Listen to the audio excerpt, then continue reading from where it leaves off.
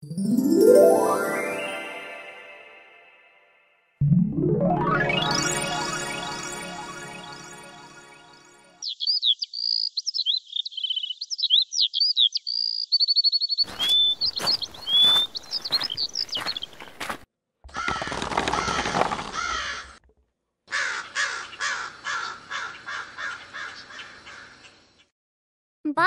কত অল্প সময়ের মধ্যে তুমি কত সুন্দর একটা তাঁবু তৈরি করে ফেললে।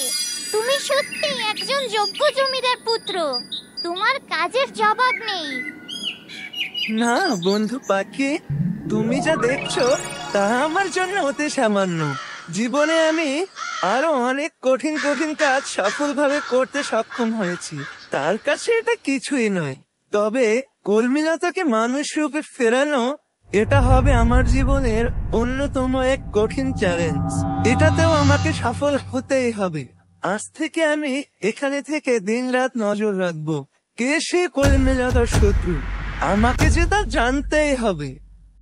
জমিদার পুত্র, রাত দিন তুমি যদি এখানে এভাবে পড়ে থাকো তাহলে তোমার বাড়ির লোক এ বিষয়ে কি বলবে? তুমি কি তাদের বলে এসেছো যে তুমি এই সুন্দরপুর জঙ্গলে এসেছো? তারা হয়তো তোমার জন্য দুশ্চিন্তা করবে। এখানে থাকা তোমার জন্য মনে হয় না ঠিক হবে। এসব নিয়ে তোমাকে ভাবতে হবে না কর্মীলতা। আমি আসার সময় মাকে বলে এসেছি। আর জানো তো, আমার মা ভীষণ ভালো। সে আমাকে আমার কোনো কাজেই কখনো বাধা দেয় না। মায়েরা সবসময় খুব ভালোই হয়। আজ যদি আমি আমার মায়ের কাছে থাকতে পারতাম, আমার মাও আমাকে খুব ভালোবাসতো। আমার মাও হয়তো খুব ভালো একজন মাই হতো। কর্মীলতা, এসব ভেবে এখন একদমই মন খারাপ করা যাবে না। তোমার সুখের দিন অতি সন্নিকটে। আর মাত্র একদিন বাকি, তারপরেই তুমি তোমার মানুষ রূপ ফিরে পেতে যাচ্ছ। এটা ভেবেই তোমার এখন খুশি হওয়া উচিত। আর তোমার এই পথে যেই বাধা হয়ে আসবে, আমি তাকেই উপড়ে ফেলবো। আমাকে আজ অনেক বেশি সতর্ক থাকতে হবে। একটু পরে রাত নামবে। তোমার শত্রুকে সেটা আমাকে জানতেই হবে। আর কেন সে তোমার ক্ষতি করতে চায়, এর কারণও আমি তার মুখ থেকে জেনেই ছাড়বো। জমিদার পুত্রের কাছে দিনে দিনে আমি যেন ঋণী হয়ে যাচ্ছি। জানি না এই ঋণ আমি কিভাবে শোধ করব।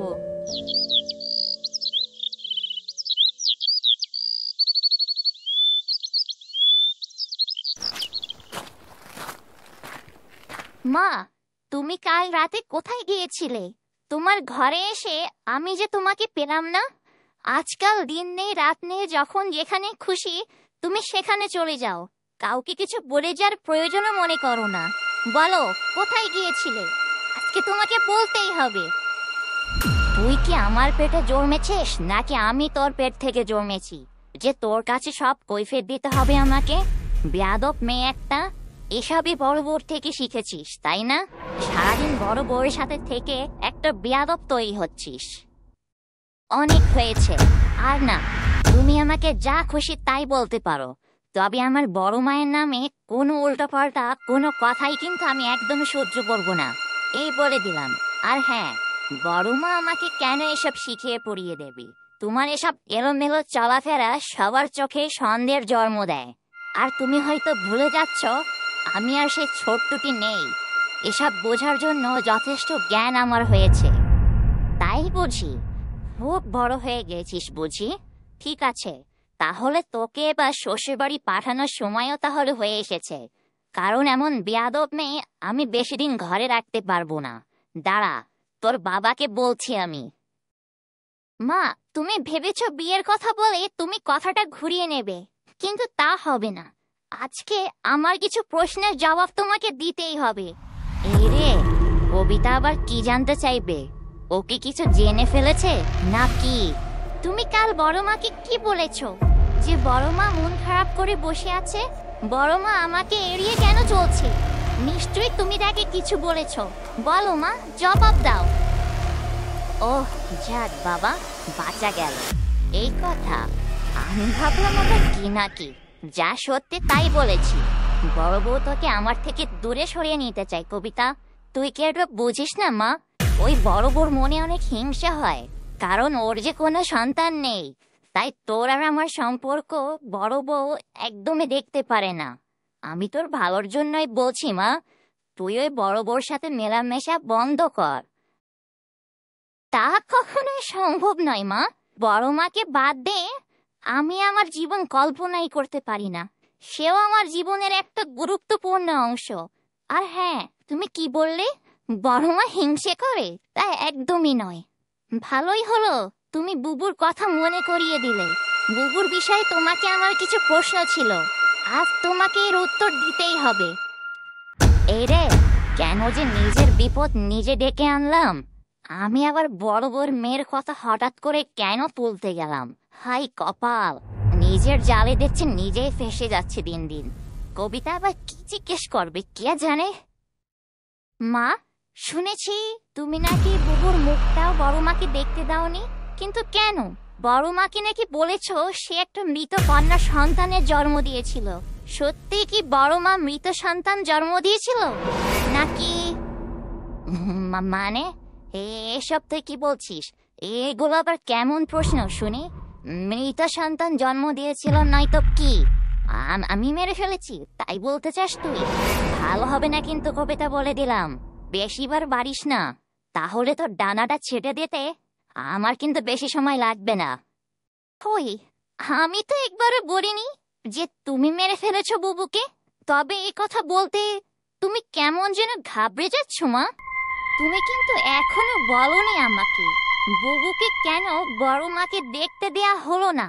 বলো, আজ তোমাকে বলতেই হবে। কবিতা আজকাল অনেক বেশি বার বেড়েছে। অন্যান্য সবার কাছে আমি নিজেকে লুকিয়ে রাখতে পারলেও নিজের মেয়ের কাছেই পারছি না। শত্রু যেন আমার ঘরেই বড় হচ্ছে। বিষয়টা যেন এমন হয়ে যাচ্ছে কেন দিন দিন। হে কি, এদিকে তো রাত 12টা বাজতে চললো। আমাকে তো এখনই বের হতে হবে জঙ্গলের উদ্দেশ্যে। কবিতাকে এখন কিভাবে সামনে থেকে সরাবো সেটাই ভেবে পাচ্ছি না। মা কবিতা, ও কবিতা মা, তোর বড় মায়ের ঘরে একটু আয় তো দেখি, তোর সাথে কিছু কথা আছে। ও বাবা ডাকছে আমাকে, শুনে আসি বাবা কি বলে। তোমার সাথে আমি এ বিষয়ে পরে কথা বলছি। হ্যাঁ বাবা, আসছি।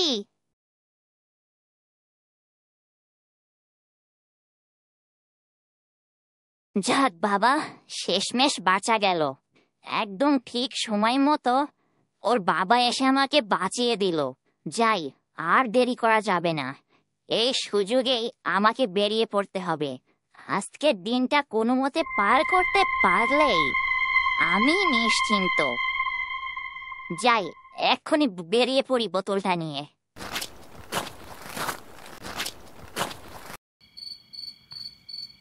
জমিদার পুত্র, রাত তো কম হলো না। যাও, তাঁবুতে ফিরে যাও এবার। একটু ঘুমিয়ে নাও। সারাদিন তো আজ খুব খাটাখাটনি করলে। উর্মিলতা, তোমাকে আমি আর কত করে বলবো, আমাকে এভাবে বারবার জমিদার পুত্র বলে ডেকো না। আমার তো একটা নাম আছে নাকি? আমাকে দয়া করে আমার নামে ডেকো। যদি আমাকে বন্ধু ভাবো তাহলে আমি খুশি হব। যাই হোক, তোমার উপর আজ অনেক ধকল গেছে। তোমার শরীরটা ভালো না। তুমি আর রাঙ্গুলি একটু ঘুমিয়ে বিশ্রাম করে নাও। আর আমি এদিকে তোমাদেরকে রাত জেগে পাহারা দিচ্ছি। তোমার নিশ্চিন্তে ঘুমাতে পারো। এরপর কর্মীলতা পাখি ঘুমিয়ে যায় আর সূর্য জেগে থেকে কর্মীলতাকে পাহারা দিতে থাকে। ওহ বাবা, পাটা ভীষণ লেগে এসেছে। যাই, তাঁবুতে গিয়ে একটু বিশ্রাম করে আসি। আর সাথে রাতের খাবারটাও খেয়ে একবারে বের হব। এরপর সূর্য বিশ্রাম নিতে নিতে হঠাৎ করে কখন যেন তার চোখটা লেগে আসে।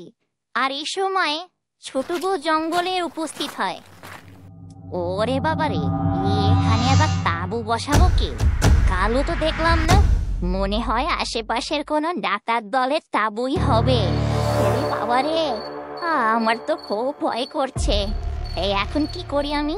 কর্মীলতার কাছে যেতে হলে তো আমাকে এখান দিয়ে যেতে হবে।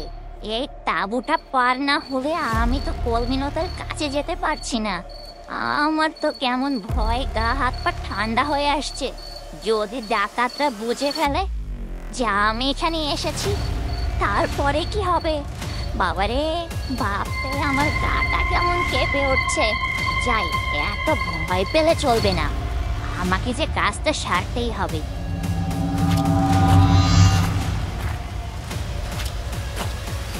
কার জন্য পায়ের আওয়াজ পেলাম মনে হলো। একে আমি আবার কখন ঘুমিয়ে গেলাম? ইস, কখন যে চোখটা লেগে আসলো। যাই, আর দেরি করা ঠিক হবে না, এক্ষুনি গিয়ে দেখতে হবে কে এসেছে এখানে। এরপর সূর্য তাঁবু থেকে উকি দিয়ে দেখার চেষ্টা করলো। এই তো দেখছি একটা মহিলা, হয়তো পথচারী নাকি কলমিলতা সে শত্রু, কিছুই বুঝতে পারছি না বিষয়টা। যাই, এক্ষুনি আমার বাইরে যেতে হবে, এক্ষুনি আমাকে তাকে থামাতে হবে, কলমিলতার মুখোমুখি করতে হবে তাকে, আর দেরি করলে চলবে না। এই যে শুনছেন, কে আপনি? এত রাতে এখানে কেন এসেছিলেন? দাঁড়ান, দাঁড়ান বলছি, আমার কথাটা শুনুন। ওই বাবারে, যা ভেবেছিলাম তাই। এ নিশ্চয়ই ও ডাকাত দলের কেউ একজন হবে। ওরা টের পেয়ে গেছে যে আমি এখানে এসেছিলাম। আমাকে এখন এখান থেকে পালাতে হবে। ইস, একটুর জন্য হাত ছাড়া হয়ে গেল। যদি সে সাধারণ কোনো পথচারী হবে, তাহলে সে আমার কথা শুনে কেন দ্রুত পালিয়ে যাবে? না না না না, যদি আমি ভুল না হই, তাহলে এটাই সে কলমিলতার শত্রু। ইস, শত্রু নিজে জারে ধরা দিল, তারপরেও আমি ধরতে পারলাম না। আমার কারণে আজ কলমিলতার শত্রু আমার হাত ছাড়া হয়ে গেল। কেন যে বিশ্রাম নিতে গেলাম, তা না হলে আজ এ ভুলটা হতো না। যাই হোক, তবে সে যদি কলমিলতার শত্রু হয়েই থাকে, নিশ্চয়ই সে আবারও আসবে। যাহার তা তো হয়ে গেছে, এখন এসব কলমিলতাকে জানানো যাবে না। ও একটু ঘুমিয়ে নি, বেচারার অনেক ধকল গিয়েছে আজ। কাল সকালে এ বিষয়ে কলমিলতার সাথে কথা বলতে হবে আমাকে। যদি কলমিলতার থেকে কোনো তথ্য পাই, সে অনুসারে আমাকে শত্রুকে খুঁজে বের করার চেষ্টা করতে হবে।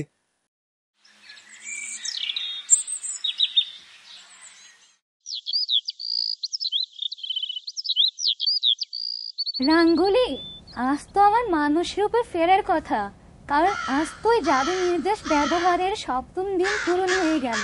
তাহলে আমি এখনো কেন মানুষ রূপ ফিরে পেলাম না? তার মানে কি সবই ছিল মিথ্যা? সবই শুধু মিথ্যা আশা? আজ তুমি আমাকে কি বলবে?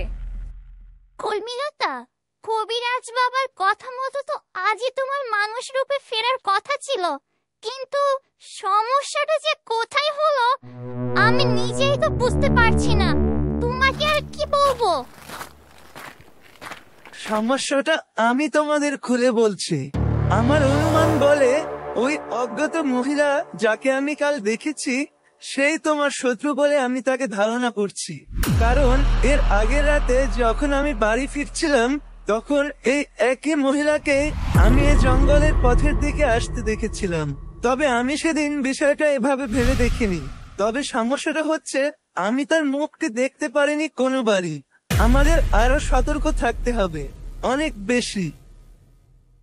যদি তোমরা আমাকে অনুমতি দাও, তাহলে আমি একবার কবিরাজ বাবার সাথে এ বিষয়ে কথা বলতে চাই। বাবা নিশ্চয়ই এর সঠিক কারণ বলতে পারবে। এটা তুমি খুব ভালো কথা বলেছো রাঙ্গুলি। তুমি যাও তাহলে, এক্ষুনি বেরিয়ে পড়ো। আমরা যত দ্রুত এর পেছনের কারণটা জানতে পারবো, ততই আমাদের জন্য ভালো হবে, ততই শত্রুকে ধরা আমাদের জন্য সহজ হবে। ঠিক আছে, আমি তাহলে যাচ্ছি। তুমি কলমিলা থেকে দেখে রেখো। উর্মিলতা, যদিও আমি তোমার সম্পর্কে খুব একটা জানি না, তুমি কি তোমার শত্রু হিসেবে কাউকে সন্দেহ করতে পারছো? আমাকে বলো শুধু একবার, তারপরে দেখো আমি তার কি হাল করি। আমার ক্ষতি চায় এমন একজনকেই আমি জানতাম, আর সে হলো আমার সৎমা, যে আমার জন্মের পরপরই আমাকে সে নিজের হাতে জীবিত কবর দিয়েছিল। কিন্তু সে তো জানে আমি তখনই মারা গিয়েছি। তবে এখন কে আবার আমার ক্ষতি করতে চায়, এ বিষয়ে আমি নিশ্চিতভাবে কিছুই বলতে পারছি না। দাঁড়াও, এই তো অঙ্কটা মিলতে শুরু করেছে। তোমার ক্ষতি চায় তোমার সৎমা, আর আমি পরপর 2 দিন যাকে দেখেছি সে একটা মহিলা। তার মানে সর্বনাশ, তার মানে তোমার সেই সৎমা জেনে গিয়েছে তুমি এখনো বেঁচে আছো কর্মীলতা, আর তাই এখনো সে তোমার পিছু ছাড়েনি। গোপনে সে তোমার ক্ষতি করার খেলায় মেতে উঠেছে। আমার মনে হয় তুমি নিজের মতো করে গল্প বানাতে শুরু করেছো এখন। তুমি কারো সম্পর্কে না জেনে এভাবে বলতে পারো না, এটা অন্যায়। না জেনে কাউকে এমন অপবাদ দেয়া আমি একদমই মেনে নেব না। এটা মোটেও ভালো মানুষের পরিচয় নয়। যদিও কথাটা আমি আমার ধারণা থেকে বলেছি, কিন্তু যেহেতু আমি এ বিষয়ে নিশ্চিত নই, তাই আমি তোমার কাছে ক্ষমা চাইছি কর্মীলতা। তুমি এত রেগে যেও না দয়া করে কর্মীলতা। আমরা এখন তাহলে রাঙ্গুলের জন্য অপেক্ষা করি, দেখি ও কি খবর আনে। এদিকে পাখি কর্মীলতার বিষয়ে তার কবিরাজ বাবাকে সব ঘটনা খুলে বলতে থাকে। দাঁড়া দাঁড়া, আমাকে একটু বিষয়টা বুঝতে দে ভালো করে। সর্বনাশ, এখানে যে অনেক বড় একটা অঘটন ঘটে গিয়েছে। ওই কলমিলতার উপরে কারো অশুভ ছায়া পড়েছে। কেউ একজন ওর উপরে খারাপ জাদুটোনা করেছে, যাতে মানুষ রূপে ফিরে যাওয়া তো দূরের কথা, ওকে চিরতরে এ পৃথিবী থেকে নিশ্চিহ্ন করে দেওয়ার ব্যবস্থা করেছিল তারা। তবে ওর উপর আমার জাদুর নির্যাস ব্যবহারের ফলে ওই জাদুটোনা কলমিলতার উপরে ভালোভাবে কাজ করেনি, তাই ওরা কলমিলতাকে শেষ করতে ব্যর্থ হয়েছে। এসব আপনি কি বলছেন কবিরাজ বাবা? কে এই শত্রু যে কলমিলতার এত বড় ক্ষতি করতে চায়? সে হলো কলমিলতার চিরশত্রু, যে ছায়ার মতো ওর পিছে লেগে আছে। সে হলো এক ছলনাময়ী নারী। এর বেশি আমার পক্ষে বলা সম্ভব নয়। কবিরাজ বাবা, তাহলে কলমিলতা কি আর কখনোই মানুষের ফিরে পাবে না? ও যে খুব আশা করে বসে আছে। একটা উপায় বলুন বাবা, একটা উপায় বলুন। আমি যে খালি হাতে ফিরতে পারবো না। ওর ওই দুঃখী মুখখানা যে আমি দেখতে পারবো না কবিরাজ বাবা। এমনিতেই মেয়েটা কিছুদিন যাবৎ নিষ্প্রাণ হয়ে আছে। আপনি যে করেই হোক ওর এই মুক্তির ব্যাপারে একটা উপায় খুঁজে বের করুন বাবা। উপায় একটা আছে, তবে উপায় থাকলেও সে বিষয়ে আমি বেশি তোদের সাহায্য যে করতে পারবো না। তাই তোকে এ উপায় বলা আর না বলা প্রায় সমানই বলা চলে, কারণ কোনো মানুষের পক্ষে তা পূরণ করা যে প্রায় অসম্ভবই বলা চলে।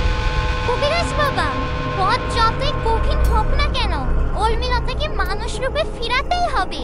এটাই ওর কাছে আমার প্রতিজ্ঞা। দয়া করে উপায়টা বলুন একবার আমাকে কবিরাজ বাবা। ঠিক আছে, তুই যখন এত করে বলছিস তবে শুনে নে। এই মনুষ্য সমাজের বাহিরে হাজার হাজার মাইল দূরে ডাইনি রাজ্য আছে, যার নাম নীলাচল পাহাড়। ওই পাহাড়ের এক গুহাতেই ডাইনির বাস, যেখানে রয়েছে নীলচুনি। আর ওই নীলচুনি যদি তুই কলমিলতার গায়ে একবার ছোঁয়াতে পারিস, তাহলেই কলমিলতার মুক্তি মিলবে। এছাড়া আর কোনো পথ যে খোলা নেই। কিন্তু ওই ডাইনির থেকে নীলচুনি আনা কোনো সহজ বিষয় নয়। এর জন্য রয়েছে জীবনের ঝুঁকি। কবিরাজ বাবা, তাহলে কি করলে ডাইনির থেকে সহজে নীলচুনি আনতে পারবো? ওই ডাইনির থেকে সহজে নীলচুনি আনার একমাত্র পথ হলো বুদ্ধিমত্তা। যে বিচক্ষণতা ও তার বুদ্ধিমত্তা দিয়ে ডাইনিকে সন্তুষ্ট করতে পারবে ও ডাইনির প্রশ্নের সঠিক জবাব দিতে পারবে, ডাইনি তাকেই নীলচুনি দেবে। এছাড়া যে আর কোনো পথ নেই।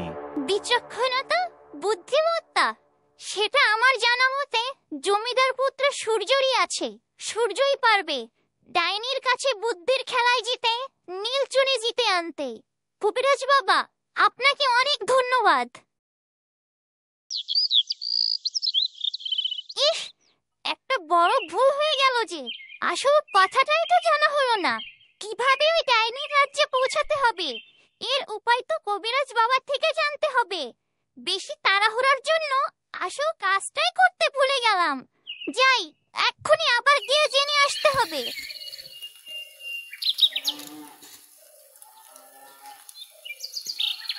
কিরে, আবার এসেছিস তাহলে? আমি জানতাম তোকে আবার আসতে হবে। হ্যাঁ কবিরাজ বাবা, আমাকে আবারও যে আসতেই হলো। আসল কারণটাই তো জানতে ভুলে গিয়েছিলাম। ওই ডাইনির রাজ্যে কিভাবে পৌঁছাবো? দয়া করে আমাকে উপায়টা বলেন কবিরাজ বাবা। দাঁড়া দাঁড়া, একটু সবুর কর। আমি তো এটাই বলতে যাচ্ছিলাম। তবে শোন, ওই ডাইনির রাজ্যে পৌঁছাতে হলে অবশ্যই তোকে জাদু শক্তি ব্যবহার করতে হবে, কারণ কোনো সাধারণ যানবাহন সেখানে পৌঁছাতে পারবে না। তাহলে তো মহা বিপদে পড়লাম। এখন ডাইনির রাজ্যে পৌঁছানোর আর অন্য উপায় কি কবিরাজ বাবা? উপায় আমি বলছি। আমি তোর শরীরে আমার জাদু শক্তি স্থাপন করব, যার কারণে তুই বৃহৎ আকৃতি ধারণ করার ক্ষমতা পাবি ও তোর ডানাগুলো অনেক শক্তিশালী হয়ে উঠবে, যার কারণে অনায়াসে তুই তোর পিঠে কাউকে চড়াতে সক্ষম হবি। আরে বাহ, এটা তো দারুণ বুদ্ধি কবিরাজ বাবা। তাহলে আর দেরি না করে এখনই আমার শরীরে জাদু শক্তি স্থাপন করার ব্যবস্থা করুন। দাঁড়া দাঁড়া বাচ্চা, একটু ধৈর্য তো রাখতে হবে নাকি? এই বলে কবিরাজ পাখির উপরে জাদু শক্তি প্রয়োগ করে।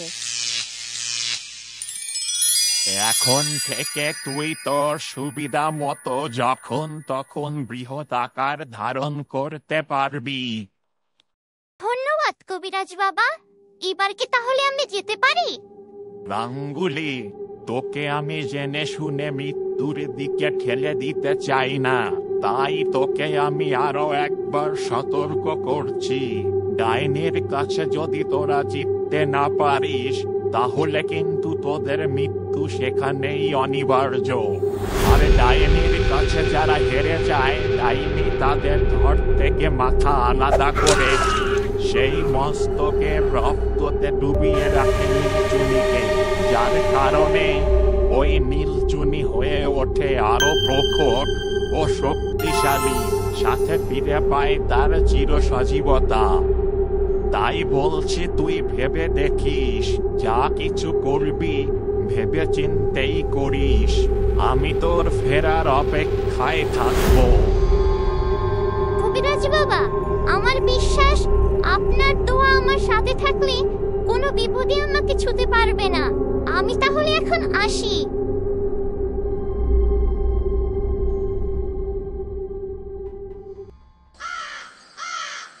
ওই তো রাঙ্গুলি চলে এসেছে। আমরা এতক্ষণ তোমার ফেরার অপেক্ষাই করছিলাম রাঙ্গুলি। এবার বলো, তোমার কবিরাজ বাবা কি বললো? সে কি কর্মীলতার শত্রু সম্পর্কে তোমাকে কিছু বলতে পেরেছে? বলছি বাবা, বলছি। আমাকে আগে একটু দম ফেলতে দাও। শোনো, আমার কথা তোমরা সবাই মনোযোগ দিয়ে শোনার চেষ্টা করবে। কর্মীলতার শত্রুকে তা বাবা নিশ্চিত করে বলতে পারেননি, শুধু বলেছে কর্মীলতার শত্রু একজন নারী, যে কর্মীলতার চিরশত্রু। নারী? কে সেই নারী? কর্মীলতা, তুমি বলো, কে তোমার চিরশত্রু? তাকে তুমি শত্রু বলে ধারণা করছো? আমি তো তোমাকে আগেই একবার বললাম, আমার জানা মতে আমার শত্রু একমাত্র আমার সৎ মা। কিন্তু সে এখন কিভাবে জানবে যে আমি বেঁচে আছি এখনো? তবে এখন কে আমার ক্ষতি করতে চায় সে বিষয়ে আমি ধারণা করতে পারছি না সূর্য। সে কে তার আলাদা করে নিশ্চিত হওয়ার কিছু নেই কর্মীলতা। সে আর কেউ নয়, সে তোমার সেই সৎমাই, যে তোমার পিছে ছায়ার মতো লেগে আছে। আর সে এখনো আড়ালে থেকে তোমার ক্ষতি করেই যাচ্ছে। সূর্য, তোমাকে আমি আগেও বলেছি আর এখনো বলছি, না জেনে কাউকে দোষী সাব্যস্ত করবে না। এখন এই কাজ সে নাও করতে পারে, হয়তো অন্য কেউ হতে পারে। তুমি না জেনে আমার মায়ের সম্পর্কে এমন মন্তব্য করবে না, এই বলে দিলাম তোমাকে। যদিও হোক না সে আমার সৎ মা। বাহ কর্মীলতা, বাহ, তুমি আমাকে হাসালে বটে। যে মা তোমাকে পৃথিবীর আলো দেখার সুযোগ দিল না, তুমি তার হয়ে আমার সাথে এমন ব্যবহার করছো। ঠিক আছে, এটা তোমার ব্যাপার, তবে এর প্রমাণ আমি তোমাকে দেবই, আর তা খুব শীঘ্রই। কারণ আজ পর্যন্ত এই জমিদার পুত্র সূর্যের বিচক্ষণতার সাথে কেউ টেক্কা দিতে পারেনি। এটা তুমি এখন না বুঝলেও পরে ঠিকই বুঝবে, তবে ততক্ষণে অনেক বেশি দেরি হয়ে যাবে। যাই হোক, এসব বলে এখন সময় নষ্ট করার কোনো দরকার নেই। রাঙ্গুলি, এবার বলো, কর্মীলতা কেন মানুষ রূপ ফিরে পেতে ব্যর্থ হলো? তোমার কবিরাজ বাবা কি এই বিষয়ে কিছু বলতে পেরেছে? হ্যাঁ, কর্মীলতা মানুষ রূপ ফিরে পায়নি কারণ সেই শত্রু দ্বারা জাদুটনা করা হয়েছে কর্মীলতার উপর। সে চেয়েছিল কর্মীলতাকে চিরতরে এই পৃথিবী থেকে শেষ করে ফেলতে। ভাগ্যিস কবিরাজ বাবার জাদুর নির্যাসের প্রভাব কর্মীলতার শরীরে ছিল, তাই ওই অশুভ শক্তি কর্মীলতার কোনো ক্ষতি করতে পারেনি। শুনলে তো কর্মীলতা, রাঙ্গুলিকে বলল তোমার শত্রু গোপনে তোমার এত বড় ক্ষতি করতে চেয়েছিল, আর তোমার এই শত্রুকে তার কারো অজানা নয়। আমার কাছে তো তা দিনের আলোর মতোই স্বচ্ছ, শুধু তুমি বুঝতে চাইছো না। তুমিও বুঝবে, ততদিনে অনেক দেরি হয়ে যাবে। সে যাই হোক, কর্মীলতার শত্রু অনেক বেশি ভয়ঙ্কর, তাই আমাদেরকে খুব সাবধানে পা ফেলতে হবে। রাঙ্গুলি, তার মানে কি আমি আর কখনোই আমার মায়ের কাছে ফিরে যেতে পারবো না? আমারে মানুষ রূপে ফিরে যাওয়ার বিষয়টা কি শুধু স্বপ্নই থেকে যাবে? এ বিষয়ে তোমার কবিরাজ বাবা কি বলেছে? আর কখনোই কি আমি মানুষ রূপ ফিরে পাবো না তাহলে? দাঁড়াও দাঁড়াও, আমাকে তো একটু বলার সময় দেবে তোমরা নাকি? হ্যাঁ, কবিরাজ বাবা তোমার মানুষ রূপে ফেরার বিষয় নিয়েও কথা বলেছে। তবে শোনো, বলছি। কবিরাজ বাবা বলেছে কর্মীলতাকে মানুষ রূপে ফেরাতে হলে আমাদের এক অসাধ্যকে সাধন করতে হবে। বলতে পারো এক অসাধ্য অভিযান, যা কোনো মানুষের পক্ষেই প্রায় অসম্ভব। আর তা করতে হবে অবশ্যই একজন বুদ্ধিমান মানুষকে, যে তার উপস্থিত বুদ্ধি ও বিচক্ষণতায় পারদর্শী। আর আমি এখানে তোমার কথাই কল্পনা করেছি জমিদার পুত্র সূর্য। তুমিই পারবে একমাত্র এই অসাধ্যকে সাধন করতে। তোমার হাতেই আছে কর্মীলতার মুক্তির পথ। সিদ্ধান্ত নাও, তুমি কি করবে। তবে এ কাজে মৃত্যুর ঝুঁকিও রয়েছে। যদি তোমরা আমাকে যোগ্য বলে ভেবেই থাকো, তাহলে আর নতুন করে সিদ্ধান্ত নেওয়ার কিছু নেই রাঙ্গুলি। আমি এই অসাধ্য অভিযানে যেতে প্রস্তুত। তুমি বলো এখন কিভাবে আমরা সেখানে যাব?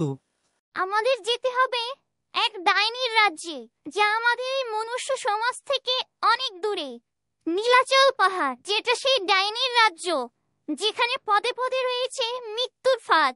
সেই ডাইনির কাছে রয়েছে একমাত্র নীলচুনি, যাতে রয়েছে অফুরন্ত শক্তি ও সজীবতা। একমাত্র এই নীলচুনি কর্মীলতাকে ছোঁয়াতে পারলেই তাহলেই কর্মীলতা তার মানুষ রূপ ফিরে পাবে। না সূর্য, না, আমার চাই না মানুষ রূপ। অনেক হয়েছে। আর নয়, আমি আমার বাকি জীবনটা এভাবে ঠিক কাটিয়ে দিতে পারবো, কিন্তু তোমাদের দুজনের মৃত্যুর ঝুঁকি আমি যে মেনে নিতে পারবো না। আমি চাই না আর কোনো মায়ের কোল খালি হোক, তাও কিনা আমার জন্য। না কর্মীলতা, তা হতে পারে না। এই সূর্য মৃত্যুকে ভয় পায় না। আমার প্রতিজ্ঞার মূল্য এই মৃত্যুর থেকে অনেক বেশি দামি। আমি এখান থেকে পিছু হটতে পারবো না কর্মীলতা। আমি তোমার এই কথাটা রাখতে পারলাম না, আমাকে তুমি ক্ষমা করো। চলো রাঙ্গুলি, আমাদের আর দেরি করা ঠিক হবে না, আমরা এখন বেরিয়ে পড়ি। ঠিক আছে, তবে তাই হোক। তুমি আমার পিঠে চড়ে বসো সূর্য। সেটা আবার কিভাবে সম্ভব? তুমি তো হলে একটা ছোট্ট পাখি, আমি কিভাবে তোমার পিঠে বসতে পারি? আমি এখন আর কোনো সাধারণ পাখি নই। আমার কাছে রয়েছে জাদু শক্তি, যেটা ব্যবহার করে আমি বৃহদাকার ধারণ করতে পারবো। এই দেখো।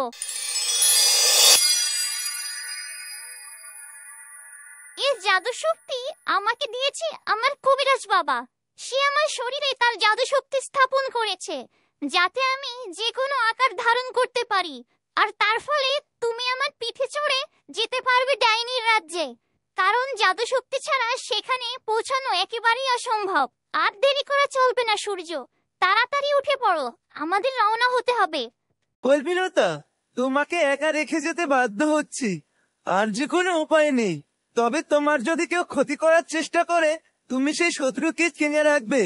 আমরা এসে তার উপযুক্ত শাস্তির ব্যবস্থা করব। আমার যতদূর মনে হয় তোমার শত্রু এই সমস্ত খবরই তোমার রাখছে। যে কোনো সময় তোমার বিপদের আশঙ্কা রয়েছে, তাই তুমি খুব সাবধানে থাকবে। আমরা যত দ্রুত সম্ভব ফিরে আসার চেষ্টা করব। জানি না এ কেমন মরণ খেলা শুরু হলো। নিজের জন্য আজ তোমাদের জীবনও বিপন্ন হয়ে গেল। আমি যে কি করব। যাই হোক, তোমরা সাবধানে যেও, কিন্তু আমি তোমাদের ফিরে আসার অপেক্ষায় থাকবো। সূর্য, আর আমাদের দেরি করা ঠিক হবে না, আমাদের যে বহু পথ পাড়ি দিতে হবে। তুমি তাড়াতাড়ি আমার পিঠে চড়ে বসো। কল্পিলতা, তুমি সাবধানে থেকো। আমরা তাহলে রওনা হলাম। ভালোভাবে যেও তোমরা।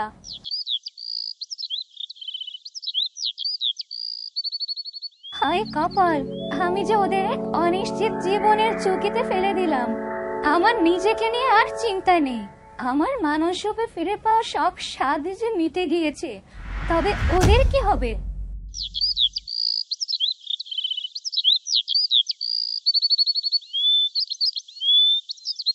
উর্মিলতার শেষ পরিণতিটা কেমন হলো তা নিজের চোখে একবার না দেখা পর্যন্ত যে আমার শান্তি হচ্ছে না। আপুরটা কি সত্যি সত্যিই মরেছে কিনা, যাই একবার নিজের চোখে দেখে আসি। ওর যে কই মাছের প্রাণ, ওকে দিয়ে আমার বিশ্বাস নেই। কখন কি হয় বলা যায় না।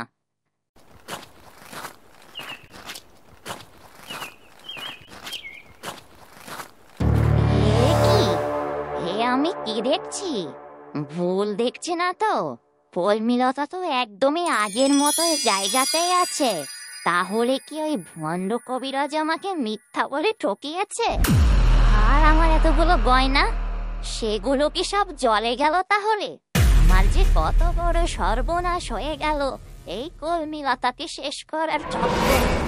এখন কি হবে আমার? ওই কবিরাজকে এই কৈফিয়ত দিতেই হবে।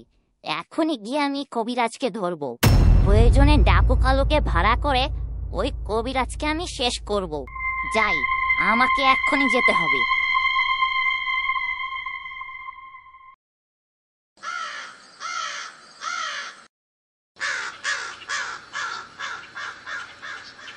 কিরে, তুই আবার এসেছিস যে? তুই যাস মন। তো আসবো না? আজ আপনার মুখোশ আমি খুলে ফেলবো। আপনি একটা ভণ্ড। আমার এতগুলো গয়না নিয়ে আমাকে এত দর করে এভাবে আমাকে ঠকালেন কেন?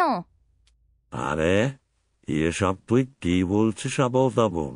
তুই কি পাগল হয়েছিস নাকি? কি হয়েছে সব খুলে বল ভালোভাবে। কি হতে আর বাকি রেখেছেন আপনি? আমাকে শুধু এটাই বলুন, কর্মীলতা যে এখন একদম আগের মতোই আছে। মৃত্যু তো দূরের কথা, ওর তিল মাত্র ক্ষতি করতে পারেননি আপনি। কেমন কবিরাজ হয়েছেন! চি চি চি চি চি চি, আপনি তো একটা ভণ্ড কবিরাজ দেখা যাচ্ছে। এসব তুই কি বলছিস? এখন পর্যন্ত আমার কোনো জাদুই বিফল হয়নি। তবে এটা কিভাবে হলো? দাঁড়া, আমাকে একটু দেখতে দে বিষয়টা। সর্বনাশ! তাহলে এই ব্যাপার, কর্মীলতাকে রক্ষা করতে কেউ ওর উপর জাদু শক্তি প্রয়োগ করেছে। আর এজন্যই আমার এই অশুভ জাদু শক্তি ওর কোনো ক্ষতি করতে পারেনি। আমি তো ওকে সাধারণ কর্মীরাজই ভেবেছিলাম, তাই আমার প্রখর শক্তিশালী জাদু এখানে ব্যবহার করা হয়নি। এখানেই ভুলটা হয়েছে, শত্রুকে দুর্বল ভাবা। তার মানে কর্মীলতা যে সে কেউ নয়। আমি আগেই জানতাম ও কোনো সাধারণ মেয়ে নয়। যদি ও কোনো সাধারণ মেয়েই হবে তাহলে তো সেদিনই মরে যেত, যেদিন আমি নিজের হাতে ওকে জীবিত কবর দিয়েছিলাম। কবিরাজ বাবা, এখন কি আর কোনো উপায় নেই ওকে শেষ করার? না রে, তোকে বলতে কষ্ট হচ্ছে যে ওর উপর যে শক্তি ব্যবহার করা হয়েছিল সে কারণে ওকে চিরতরে শেষ করা এটা তো অসম্ভব হয়ে গিয়েছে। তবে একটা উপায় আছে, যা করলে ও আর কোনোদিনও মানুষ রূপ ফিরে পাবে না। তাতে কি তোর চলবে? ঠিক আছে, এখন আর কি করার তাহলে? তবে তাই করুন। তবে সে উপায়টা কি কবিরাজ বাবা, যা করলে ওর মানুষ রূপে ফিরতে পারবে না? সেটা হলো এক জাদু টোকা। একটা বোকার আশ্রয় নিতে হবে আমাদের এখন।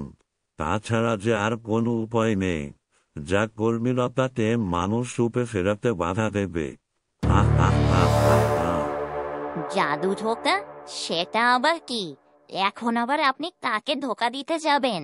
আমার তো মনে হয় সবচেয়ে বড় ধোকা আপনি আমাকে দিয়ে দিয়েছেন।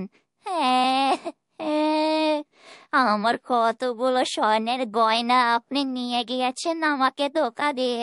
হ্যাঁ, হ্যাঁ। এই এই থাম থাম বলছি।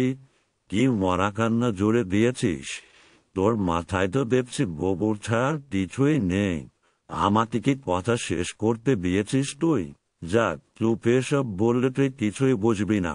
সেই মাথাটাই তো নেই তোর। আমাকে নিয়ে চল ওই কর্মীলতার কাছে। কাজটা আমি সেখানেই করব, ওর সামনে থেকে। তাহলেই তুই বুঝতে পারবি আমি তোকে কি বোঝাতে চাইছি। সত্যি বলছেন? সত্যি বলছেন কবিরাজ বাবা? আপনি যাবেন? কিন্তু ও যদি আমাকে দেখে ফেলে তখন কি হবে? তোকে এসব নিয়ে একদমই ভাবতে হবে না। কাজটা আমি একাই করব। তুই শুধু আমাকে পথটা চিনিয়ে নিয়ে যাবি। চল, আর দেরি করা ঠিক হবে না। তাহলে হয়তো ওকে রক্ষা করার জন্য আরো বেশি শক্তিশালী জাদু শক্তি ব্যবহার করে ফেলবে ওর উপরে। তখন আমাদের আর এই কর্মীলতাকে মানুষ রূপ থেকে দমিয়ে রাখা আর সম্ভব হবে না। হ্যাঁ কবিরাজ বাবা, আপনি একদম ঠিক বলেছেন। আমাদের এক্ষুনি বেরিয়ে পড়তে হবে, আর দেরি করা ঠিক হবে না।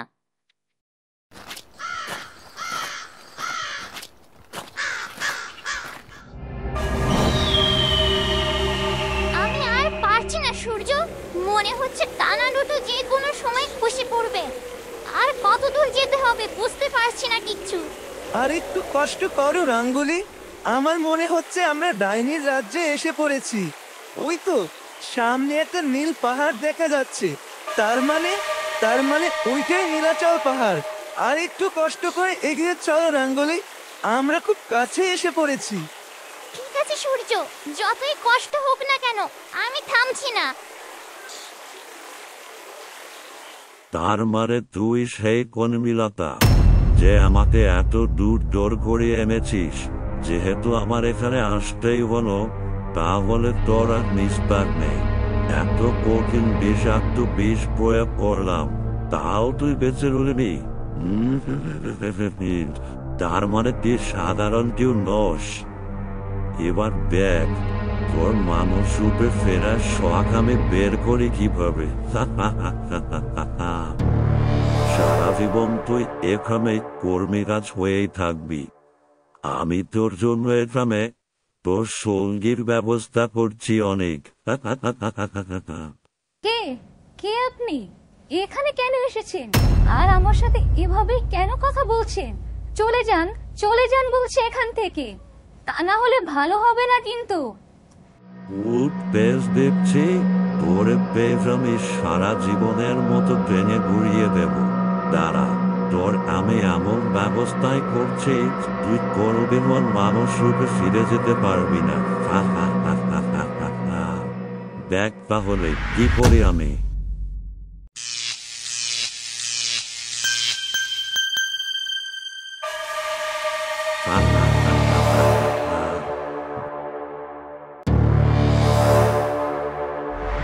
এ কে? এরা কারা? এরা তো দেখতে অবিকল আমারই মতো। এগুলো কিভাবে সম্ভব? আপনি এসব কেন করেছেন?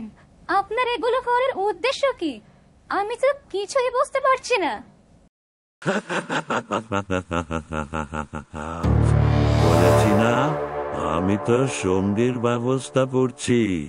আজ থেকেই এরাই তো সঙ্গী। কারণ তোকে তো সারা জীবনে যৌবনের কর্মী কাজ হয়েই থাকতে হবে, তাই না? তাই তোর জন্য আমি তোর সঙ্গের ব্যবস্থা করলাম।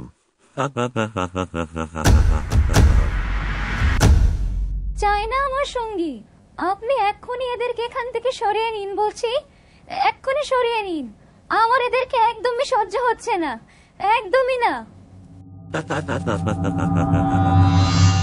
তোর চাওয়া না চাওয়াতে যে কিছুই যায় আসে না রে গুলমিলতা। এগুলো তো তুই আমাকে পড়তে বাধ্য করেছিস, কারণ তোকে এর আগে আমি যে মরণ বিষ দিয়ে মারতে চেয়েছি তাতে কিছুই হয়নি। তাই তোকে আমি এইভাবে বাঁচিয়ে রেখে তিলে তিলে মারবো, আর তুইও দুঃখে দুঃখে শেষ হতে থাকবি। কিন্তু কেন? আমার ক্ষতি করে আপনার কি লাভ? আপনি কেন আমার পিছে লেগে আছেন? আপনার সাথে তো আমার কোনো শত্রুতা নেই। হ্যাঁ, তাই তো, তোর সাথে তো আমার কোনো শত্রুতা নেই, তবে আমি এসব কেন করছি? শত্রুতা আগে না হলেও ধরে নে এখন তুই আমার শত্রু হয়ে গিয়েছিস। এবার বুঝলি তো, তুই একমাত্র সে যার ওপর আমার এত দিনের সাধনা জাদুবিদ্যা ব্যর্থ হয়েছে। তোকে তো আমি ছাড়বো না রে কর্মীলতা। তোর শেষ পরিণাম যে আমার হাতেই হতে হবে, আমি এটা দেখার অপেক্ষায় থাকবো। তুই কি ভেবেছিস শয়তান জাদুকর? তুই আমার মতো অনুরূপ কর্মী গাছ তৈরি করে আমার ক্ষতি করতে পারবি? তা কখনোই সম্ভব না। তুই দেখে নিস, তুই আমার কিচ্ছু করতে পারবি না। আচ্ছা, তাই বুঝি আমি তোর ওলওয়ে ক্ষতি করতে পারবো না?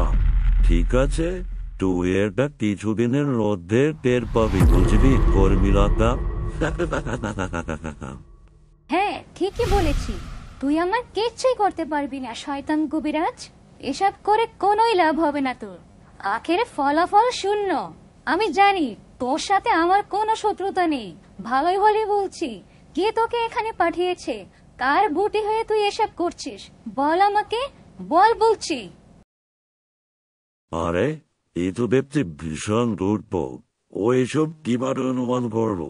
কিরে, তুই তো রীতিমতো আমার সাথে চোখ রাঙেই কথা বলছিস রে। এত বড় বড়ার আওয়াজে আমার সাথে কথা বলছিস? তোর অন্তরে কি ভয় ডর বলে কিছুই নেই? আমাকে দেখে কি তোর একটু ভয় হচ্ছে না? যেখানে আমাকে দেখে সবাই ভয়ে কেঁপে ওঠে, আর সেখানে তুই আমার সাথে চোখ রাঙেই কথা বলছিস? তোকে পাবো ভয়, আবার আমি? আমাকে তুই হাসালি শয়তান কবিরাজ।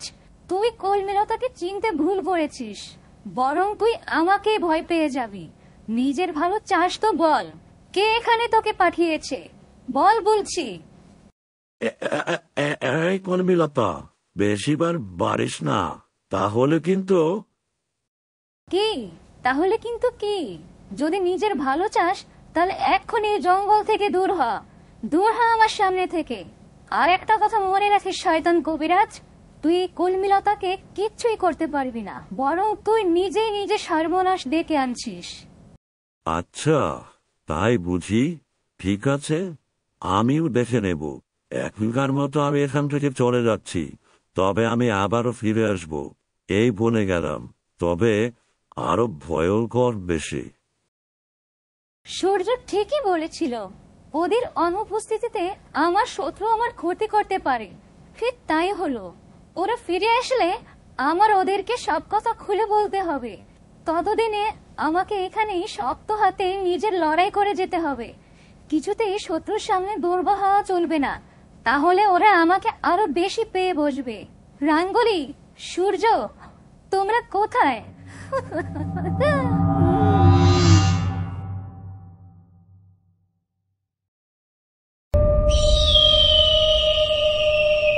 রাঙ্গুলি, আমরা নীলাচল পাহাড়ের খুব কাছে এসে পড়েছি। ওই তো স্পষ্ট দেখা যাচ্ছে পাহাড়কে। রাঙ্গুলি, ওই যে একটা গাছ দেখা যাচ্ছে, তুমি ওখানেই নেমে পড়ো। ঠিক আছে সূর্য, আমি তাই করছি। ওই গাছের পাশেই নামছি।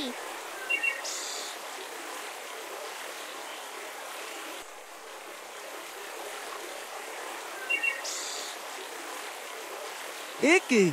এ কোথায় এসে পড়লাম? দূর থেকে তো মনে হচ্ছিল পাহাড়টা এখানে, কিন্তু এখন তো দেখছি এখান থেকেও ঠিক আগের মতো একই দূরত্বই লাগছে পাহাড়টাকে।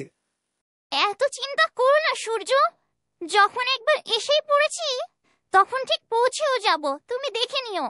তার আগে আমাদের এখানে একটু বিশ্রাম নিলে মন্দ হবে না। যখন নেমেই পড়েছি আমার ডানা দুটো যেন বিষ হয়ে আছে ব্যথায়। আমাকে একটু এখানে বিশ্রাম নেওয়ার সুযোগ দাও সূর্য, তারপর না হয় আবারও যাওয়া যাবে। হ্যাঁ রাঙ্গুলি, তুমি একদম ঠিকই বলেছ। আমিও বেশ ক্লান্ত, গলাটা শুকিয়ে একদম কাঠ হয়ে গেছে। কোন রকম তৃষ্ণাটা মেটাতে পারলে ভালো হতো। আরে ওই গাছটাতে তো দেখছি পাকা পাকা কমলা লেবু ধরে আছে, দেখতে তো বেশ রসালোই মনে হচ্ছে। যাই, গাছ থেকে কিছু কমলা নিয়ে আসি। এ যাত্রায় এই কমলা গুলো দিয়ে যদি তৃষ্ণাটা মেটানো যায় তাহলে মন্দ হয় না। সূর্য, যাবে বলছো, কিন্তু জানি না সমস্যা হবে কিনা, কারণ আমরা এই রাজ্য সম্পর্কে কিছুই জানি না। এটা কোনো সাধারণ জায়গা নয়, এটা তো ডাইনির রাজ্য। এখানে কিছু করতে গিয়ে আবার কোন বিপদে পড়ে যায় তার তো কোনো ঠিক নেই। আরে না রাঙ্গুলি, তুমি এসব নিয়ে অত ভেবো না তো। যেভাবেই হোক তৃষ্ণা তো মেটাতেই হবে, নয়তো দুর্বল হয়ে গেলে কিভাবে হবে বলো? তখন কিভাবে ডাইনির কাছে পৌঁছাবো? আগে তো নিজেকে ঠিক রাখতে হবে, তাই না? আমি যাচ্ছি, তোমার জন্য আমি ফল নিয়ে আসবো, খেলে তুমি একটু শরীরে বল পাবে। এই বলে সূর্য কমলা গাছের কাছে গেল। ও যখন সে ফল ছিঁড়তে যাবে তখনই ঘটল এক বিপদ। এ কি? এসব কি হচ্ছে? মনে হচ্ছে কোন এক অদৃশ্য শক্তি আমার হাতটাকে ধরে রেখেছে। আমাকে কেন বাধা দেওয়ার চেষ্টা করছো? ছাড়ো বলছি। কে তুমি? আমি কে? আমি হলাম এই ডাইনি রাজ্যের গাছ প্রহরী। এই নীলাচল পাহাড়ের সমস্ত গাছই আমার ইশারাতে চলে। আমার গাছের ফল তুই কেন ছিঁড়তে যাচ্ছিলি? আমার অনুমতি নিয়েছিলি কি? তুই জানিস আমি এর জন্য তোকে কি শাস্তি দিতে পারি? এ কি? এসব তুমি কি বলছো? একটা গাছ হয়ে তুমি কিভাবে কথা বলছো? তার মানে কি তুমিও কি কলমিলতার মতো অভিশপ্ত কোনো গাছ? অভিশপ্ত? এসব তুই কি বলছিস রে? আমি কেন অভিশপ্ত হতে যাব? বরং বিনা অনুমতিতে আমার গাছের ফল ছিঁড়তে আসার কারণে তোকে আমি ভয়ঙ্কর অভিশাপ দিতে পারি। বল, এখানে তুই কেন এসেছিস? আসলে আমরা বহু দূর পথ যাত্রা করতে করতে তৃষ্ণার্ত হয়ে পড়েছিলাম, তাই ভেবেছিলাম এই কমলা গাছ থেকে কিছু রসালো ফল খেয়ে তৃষ্ণা নিবারণ করব। এছাড়া আর কিছুই নয়, বিশ্বাস করো। বিশ্বাস? এখানে বিশ্বাস দিয়ে কিছুই হয় না। এখানে বুদ্ধি দিয়ে জিততে পারলেই একমাত্র মুক্তি মিলবে, আর সেই পাবে আমার গাছের ফল। আর আমার চোখের সামনে যে পড়ে যাবে তাকে প্রাণে বাঁচতে হলে অবশ্যই আমার এই প্রশ্নের মুখোমুখি হতে হবে। যদি কেউ সঠিক উত্তর দিতে পারে তবেই মিলবে তার মুক্তি, নয়তো তাদেরকে আমি এখানেই পাথরে রূপান্তর করে রাখি। ওই দেখ, ওখানে কিছু পাথর আছে, দেখতে পাচ্ছিস? হ্যাঁ, কিছু পাথর তো দেখতেই পাচ্ছি এখানে। হ্যাঁ, তোর মতো এরাও আগে এখানে এসেছিল। তারা আমার প্রশ্নের মুখোমুখি হয়েছিল আর তারা সঠিক উত্তর দিতে পারেনি, যার কারণে আমি ওদেরকে পাথরে পরিণত করে রেখেছি। এবার তাহলে তোর পালা এসেছে রে, কারণ কখনোই কেউ আমার প্রশ্নের সঠিক জবাব দিতে পারেনি। আর তোদেরকে এভাবে পাথরে পরিণত করতে পেরে আমার ভীষণ আনন্দ হয়, ভীষণ। কারণ আমিও যে গাছ হয়ে এক জায়গা থেকে অন্য জায়গায় যেতে পারি না, তাই আমিও তোদেরকে এমন পাথরে পরিণত করে রাখি যাতে তোরা একটা জায়গায় আটকে থাকিস। কি ভয়ঙ্কর ব্যাপার! যতই দেখছি ততই অবাক হচ্ছি। এ যেন এক মায়াপুরী, পদে পদে বিপদের ফাঁদ। দূর থেকে দেখতে যতটা সুন্দর, কাছে গেলে ততই বিপদ। পদে পদে মায়াজাল বেছানো। আর আমরা সেই জালেই ফেসে গিয়েছি। সূর্য, এখন কি হবে? আমি তোমাকে আগেই সাবধান করেছিলাম, তুমি আমার কথা শোনোনি। রাঙ্গুলি, আমরা তো বিপদ জেনেই এখানে এসেছি, তাই এমন অবাক না হয়ে ঠান্ডা মাথায় বিপদকে কাটাতে হবে। গাছ প্রহরী, আমি রাজি তোমার প্রশ্নের মুখোমুখি হতে। আরে বাহ, সাহস আছে দেখছি তোর বুকের পাটায়। তা ভেবেই এ খেলায় নামছিস তো নাকি? ভাবার তো কিছু নেই এখানে। তুমি তো সবাইকে এমনিতে প্রশ্নের মুখোমুখি করে তোলো, তাই এখানে এত ভাবার কি আছে? যা হওয়ার তা হবে। আর তাছাড়া আমার এখানে আসার আসল উদ্দেশ্য হচ্ছে ডাইনের সান্নিধ্য পাওয়া। সে তো তোমার চেয়ে অনেক বেশি ভয়ঙ্কর, তাই তার মুখোমুখি হওয়ার সাহস যখন আমার আছে, সেখানে তুমি আর কেই বা হবে? আমাকে প্রশ্ন করো, আমি উত্তর দিতে প্রস্তুত। আমার হাতে সময় খুব কম। আচ্ছা, তাই নাকি? কথাই তো দেখছে খুব দম। আমিও দেখছি বুদ্ধিতে তুই কেমন দমদার। তাহলে আমার প্রশ্নের জন্য প্রস্তুত হ। বল তো দেখি ছোড়া, কি আছে তোর জানা? আছে প্রাণ, নেই আশা, নেই কোনো পাখা, তবুও যার উপকারে দিকে দিকে সারা। বল, এর উত্তর কি হবে? প্রাণ নেই, নেই আশা, নেই পাখা, তাও তার উপকারে দিকে দিকে সারা। কি এমন জিনিস সেটা? কি হতে পারে? আমাকে একটু ঠান্ডা মাথায় ভাবতে হবে। বেশি বিচলিত হলে ভুল হওয়ার সম্ভাবনা আছে, কিন্তু তা তো মোটেই হতে দেয়া যাবে না। কি হতে পারে? কি হতে পারে? কিছুই তো মেলাতে পারছি না। এ কি?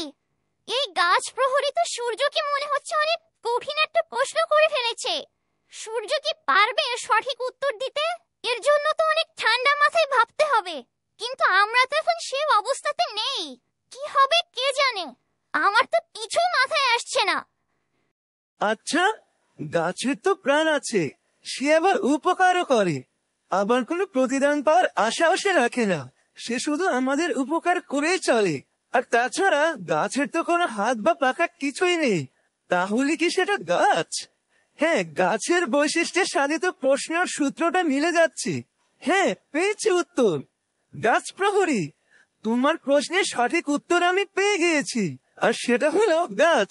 কারণ গাছের হাত বা পাখা কিছুই নেই, আর সে প্রতিদান পাওয়ার কোনো আশা না করে আমাদের সারা জীবন উপকার করেই চলে। আর তার উপকার সম্পর্কে আমাদের সকলেরই জানা। আরে বাহ, অসাধারণ অসাধারণ তোর উপস্থিত বুদ্ধি। এ যুবক, তোর এই বিচক্ষণতা আর উপস্থিত বুদ্ধিতে আমি সন্তুষ্ট। তোর উত্তর সঠিক হয়েছে। আজ পর্যন্ত কেউই আমার করা প্রশ্নের সঠিক উত্তর দিতে পারেনি। তুই আমাকে খুশি করতে পেরেছিস, আর এবার তুই গাছ থেকে যত খুশি ফল নিতে পারিস, তাতে কোনো বাধা নেই। সত্যি বলছো? সত্যি বলছো তুমি? আমার উত্তর সঠিক হয়েছে? রাঙ্গুলি, দেখেছো, আমি পেরেছি। এভাবেই সামনে আসা সকল বাধা আমি অতিক্রম করে ফেলবো। তুমি দেখে নিও। হ্যাঁ সূর্য, তোমার উপর আমার পূর্ণ আস্থা আছে। রাঙ্গুলি, এবার আর আমাদের ফল ছিঁড়তে কোনো বাধা নেই। যত খুশি আমরা ফল খেয়ে আমাদের তৃষ্ণা নিবারণ করতে পারবো। তুমি দাঁড়াও, আমি যাচ্ছি, কিছু ফল নিয়ে আসি। এরপর ওরা গাছ প্রহরীর গাছের কমলাকে ওদের তৃষ্ণা নিবারণ করলো। আহ, প্রাণটা যেন জুড়িয়ে গেল। এমন স্বাদ আমি আগে কোনোদিনও পাইনি। নিমিষে শরীরটা যেন চাঙ্গা হয়ে গেল। হ্যাঁ সূর্য, আমারও তাই মনে হচ্ছে। এটা সাধারণ কোনো কমলা থেকে অনেক বেশি সুস্বাদু। খাওয়া মাত্রই শরীরের ক্লান্তি ভাবটা একদমই দূর হয়ে গিয়েছে। ধন্যবাদ তোমাকে গাছ প্রহরী, তোমার গাছের ফল দিয়ে আমাদের তৃষ্ণা মেটানোর সুযোগ করে দেওয়ার জন্য। ধন্যবাদ দিতে হবে না তোকে। আমি তোর উপর সন্তুষ্ট, কারণ তোর আগে কেউই আমার প্রশ্নে সঠিক জবাব দিতে পারেনি। তাই খুশিও তোকে আমি আরো একটা জিনিস দিতে চাই।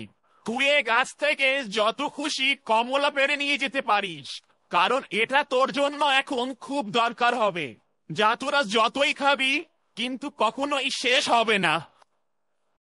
গাছ প্রহরী, তুমি আমাদের অনেক উপকার করলে। দয়া করে যদি আমাকে আর একটু সাহায্য করতে খুব ভালো হতো।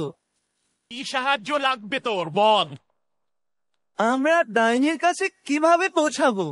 আমাদের আর কত দূর যেতে হবে? আর কত দূর গেলে আমরা ওই ডাইনির সান্নিধ্য পাবো? যদি দয়া করে একটু বলতে। ও, এই কথা তবে। ওই যে দূরে নীল পাহাড় দেখতে পাচ্ছিস, ওইটাই হলো নীলাচল পাহাড়, যেখানে থাকে ডাইনি বিজলি। তোরা নিশ্চয়ই এই ডাইনি বিজলির কথাই বলছিস, তাই না? হ্যাঁ, আমরা এই নীলাচল পাহাড়ের ডাইনির খোঁজে এসেছি। আপনাকে অনেক ধন্যবাদ। সূর্য, চলো, আমাদের আর দেরি করা ঠিক হবে না। আমরা তাহলে আমাদের যাত্রা শুরু করি। তুমি আবারও আমার পিঠে চড়ে বসো।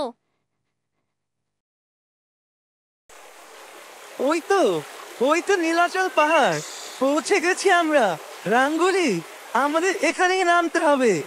কিন্তু কবিরাজ বাবা যে বলেছিল নীলাচল পাহাড়ের এক গুহাতে ডাইনির বাস। কিন্তু আমরা তো এখানে কোনো গুহা খুঁজে পাচ্ছি না। এখন আমাদেরকে গুহাটাকে খুঁজে বের করতে হবে। সূর্য, কি যেন একটা শব্দ শুনতে পেলাম। যতদূর মনে হচ্ছে কোনো পাথর সরালে যেমন শব্দ হয়, শব্দটা ঠিক তেমনই ছিল।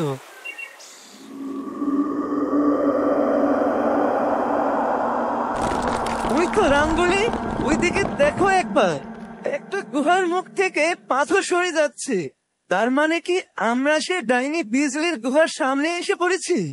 চলো, আমাদের কি এখনই গুহার মধ্যে প্রবেশ করার চেষ্টা করতে হবে। সূর্য দাঁড়াও, আমাদের যা করার ভেবেচিন্তে করতে হবে। আবার যেন আমাদের বিপদে পড়তে না হয়। আমার তো খুব ভয় করছে, না জানি এখান থেকে আবার কোন নতুন বিপদে পড়ি। এখন ভয় পাওয়ার সময় নয় রাঙ্গুলি। আমরা সব জেনে বুঝে এখানে এসেছি। এটা যে একটা মায়া রাজ্য, যেখানে পদে পদে মায়াজাল বেছানো, যা দূর থেকে দেখতে সহজ কিন্তু তা পার করা কঠিন। একেই বলে মায়াজাল, যা এই রাজ্যের প্রতি পরতে পরতে ছড়ানো। চলো রাঙ্গুলি, আমাদেরকে এখন সামনে এগোতে হবে। এই বলে যখনই সূর্য গুহার সামনে দাঁড়ালো, ঠিক তখনই গুহার ভিতর থেকে একদল বাদুড় এসে সূর্যের উপর আক্রমণ করলো। এটা এক বাদুড়ের ঝাঁক। দূর হ, যা এখান থেকে, যা। এরা তো মনে হচ্ছে আমাকে ছিঁড়ে খাওয়ার চেষ্টা করছে। যা, যা এখান থেকে, যা। রাঙ্গুলি, আমি এদেরকে ছড়াতে পারছি না কিছুতেই। এরা যে আমাকে কঠিন ভাবে ঘিরে ধরেছে। যা, যা এখান থেকে। সূর্য, আর সামনে এগোনোর চেষ্টা করা ঠিক হবে না। গুহাতে এই মুহূর্তে প্রবেশ করা খুবই বিপজ্জনক হয়ে পড়েছে। তাড়াতাড়ি আসো। এগুলো নিশ্চয়ই ওই ডাইনির পোষা বাদুড়, যারা আমাদেরকে আক্রমণ করার চেষ্টা করছে। তাড়াতাড়ি ফিরে আসো সূর্য, তা না হলে বিপদ আরো বাড়তে পারে। আমাদেরকে এই গুহায় প্রবেশ করার অন্য কোনো নতুন উপায় বের করতে হবে। হ্যাঁ রাঙ্গুলি, তুমি একদম ঠিকই বলেছো। হয়তো আমি এক্ষুনি ফিরে আসছি। কি সূর্য, ওই বাদুড়গুলো তো তোমাকে একদম জখম করে ফেলেছে আছড়ে। আর কিছুক্ষণ ওখানে থাকলেই যে কি হতো, আমার তো ভেবেই ভয় লাগছে। হ্যাঁ রাঙ্গুলি, ওরা আমাকে পা মাত্রই যেভাবে ঘিরে ধরেছিল, মনে হচ্ছিল যেন ওরা কতদিন অভুক্ত ছিল।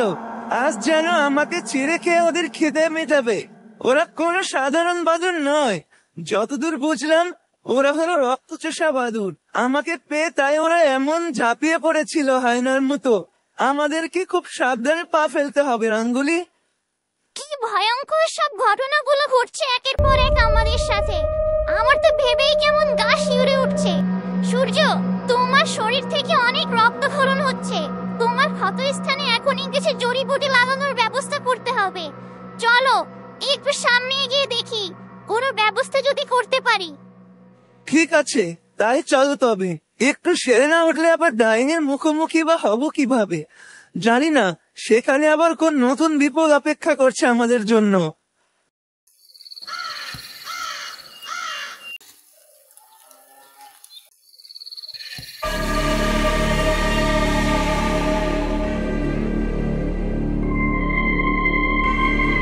ছাড় আমাকে, ছেড়ে দে, ছেড়ে দে বলছি। কোথায় নিয়ে যাচ্ছিস আমাকে?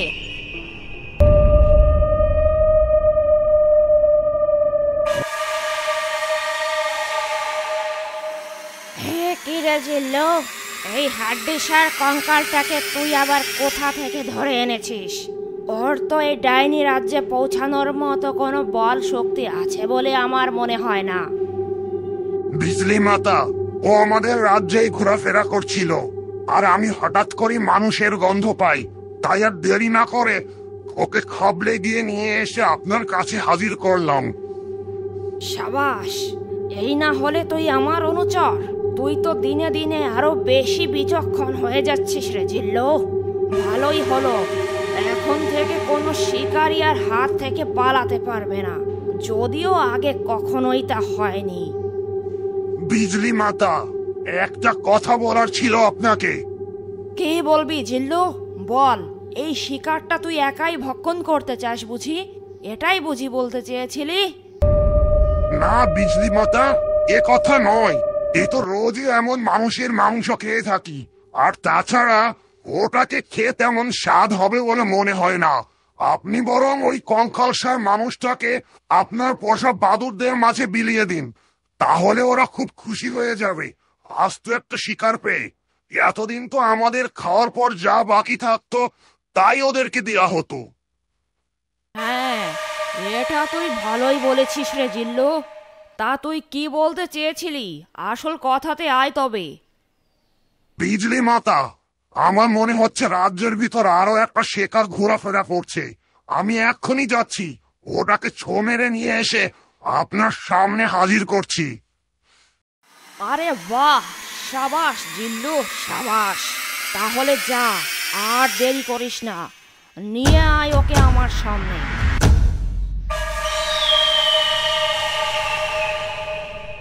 সূর্য, এই দেখো, তোমার জন্য জড়িবুটির রস তৈরি করে ফেলেছি আমি। এটা এবার তোমার ক্ষতস্থানে দিলেই তোমার রক্ত পড়াটা বন্ধ হবে। পাখি একথা বলতে না বলতেই ইগোরটা এসে ওদের দুজনকেই ছো মেরে উড়িয়ে নিয়ে গেল। ছাড়, ছাড় বলছে আমাদের, ছেড়ে দে। আমাদের কোথায় নিয়ে যাচ্ছিস তুই?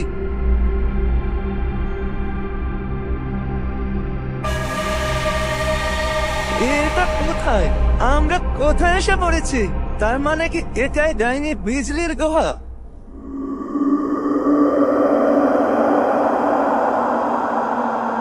আরে বাহ জিল্লু, তুই একদিনে দেখি দুটো শিকার ধরে এনেছিস। আজ তো রাজ্যে মহা উৎসব লেগে যাবে রে। ওরে বাবাই, কি ভয়ঙ্কর কুৎসিত দেখতে ডাইনিটাকে! পাশে দেখছি আরো একজনকেও ধরে এনেছে ওরা। কিরে, তোরা এখানে কেন এসেছিস বল? মরণের ভয় নেই বুঝি? তাই জীবনটাকে আমার হাতে উৎসর্গ করতে এসেছিস? ডাইনি বিজলি, আমি খুব বিপদে পড়ে তোমার কাছে এসেছি। আমি নীলচুনিটা নিতে এসেছি, যেটা একমাত্র তোমার কাছে আছে। আমার এক বন্ধু খুব বিপদে আছে, তার জন্য আমার এই নীলচুনিটা যেভাবে হোক নিয়ে যেতেই হবে। দয়া করে আমাকে নীলচুনিটা দাও। আজ পর্যন্ত অনেকেই এসেছে এই নীলচুনিকে নিতে, তবে কেউই তা নিয়ে যেতে পারেনি। এই দেখ, তোর মতো আর একজন শিকারও সামনে দাঁড়িয়ে আছে। এই নীলচুনিকে পেতে হলে আমার প্রশ্নের সঠিক উত্তর দিতে হবে, আর তারপরে মিলবে এই নীলচুনি। তোদের দুজনকেই আমি পালাক্রমে প্রশ্ন করব। যে আমার প্রশ্নের সঠিক উত্তর দিয়ে আমাকে সন্তুষ্ট করতে পারবি, এই নীলচুনি সেই পাবি। আর যে পারবি না, তার গর্দন নিয়ে নেব আমি। আমি সব জেনেই এখানে এসেছি। আমি রাজি তোমার প্রশ্নের মুখোমুখি হতে। আমাকে প্রশ্ন করো, আমি উত্তর দিতে প্রস্তুত। আচ্ছা আচ্ছা, তোর তো দেখছি খুব তাড়া। তবে আমার এখানে এত তাড়া দেখিয়ে কোনো লাভ নেই। তোর আগে ওর পর্বটা সেরে নেই, দাঁড়া। একে একে পর্যায়ক্রমেই তো কাজটা সারতে হবে নাকি? এই হাড্ডি কঙ্কালসার, তোকেই বলছি, এখানে কেন এসেছিস বল? আমি পেশায় একজন ছিচকে ডাকাত। নিজের এই ক্ষমতাকে আরো বেশি বাড়াতে চেয়েছিলাম আমি। শুনেছি এই নীলচুনি একমাত্র আমাকে এই ক্ষমতা বাড়াতে সাহায্য করতে পারবে, তাই আমি এই নীলচুনির সন্ধানে এখানে এসেছি। আমাকে দয়া করুন, আমাকে প্রাণী মারবেন না। দয়া, যদি তুই সঠিক উত্তর দিতে পারিস আমার প্রশ্নের, তাহলেই তোর দয়া মিলবে। প্রস্তুত হ আমার প্রশ্নের মুখোমুখি হতে। আলোতে ভালো, আধারে কালো, বদলায় রং সে গিরগিটির চেয়ে ভালো। কি এমন জিনিস সেটা, বল। ওরে বাবারে, এসব কি প্রশ্ন? আমার তো সব মাথার উপর দিয়ে গেল। আমাকে আপনি ক্ষমা করে দিন। আপনাকে আমি আমার মা রাখছি, আমাকে আপনি ক্ষমা করে দিন। এ প্রশ্নের উত্তর দিয়ে আমার পক্ষে সম্ভব নয় মা। দয়া করে আমাকে মারবেন না, আমাকে ছেড়ে দিন। আমার চাই না নীলচুনি, আমাকে ছেড়ে দিন। আরে জিল্লু, এই হার্ডি কঙ্কাল শার্টটা তো দেখছি একটা প্রশ্নতেই কুপোকাত হয়ে গেছে রে। আহারে, লোকটার জন্য খুব মায়া হচ্ছে। ডাইনি বিজলি, যদি তুমি অপরাধ না নাও, তোমাকে একটা অনুরোধ করি, লোকটাকে তুমি ছেড়ে দাও। ও তো বলছে যে ওর নীলচুনি চায় না, ও শুধু প্রাণ ভিক্ষে চাইছে তোমার কাছে। তুই তোর নিজের কথা ভাব, এরপরই তোর পালা আসতে চলেছে। নিজেকে কিভাবে রক্ষা করবি সেটাই ভাব, অন্যের উপর এত দরদ দেখাতে হবে না তোকে। আর ডাইনি বিজলি কারো অনুরোধ রাখে না রে।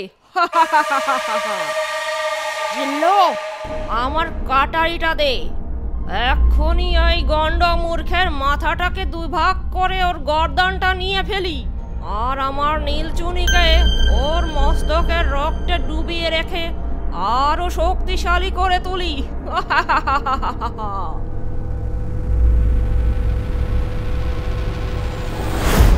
না না ডাইনি বিজলি, তুমি এমনটা করতে পারো না আমার চোখের সামনে।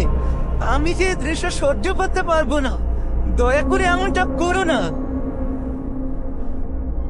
বিজলি মাতা, ও অনেকক্ষণ ধরেই বাড়াবাড়ি শুরু করেছে।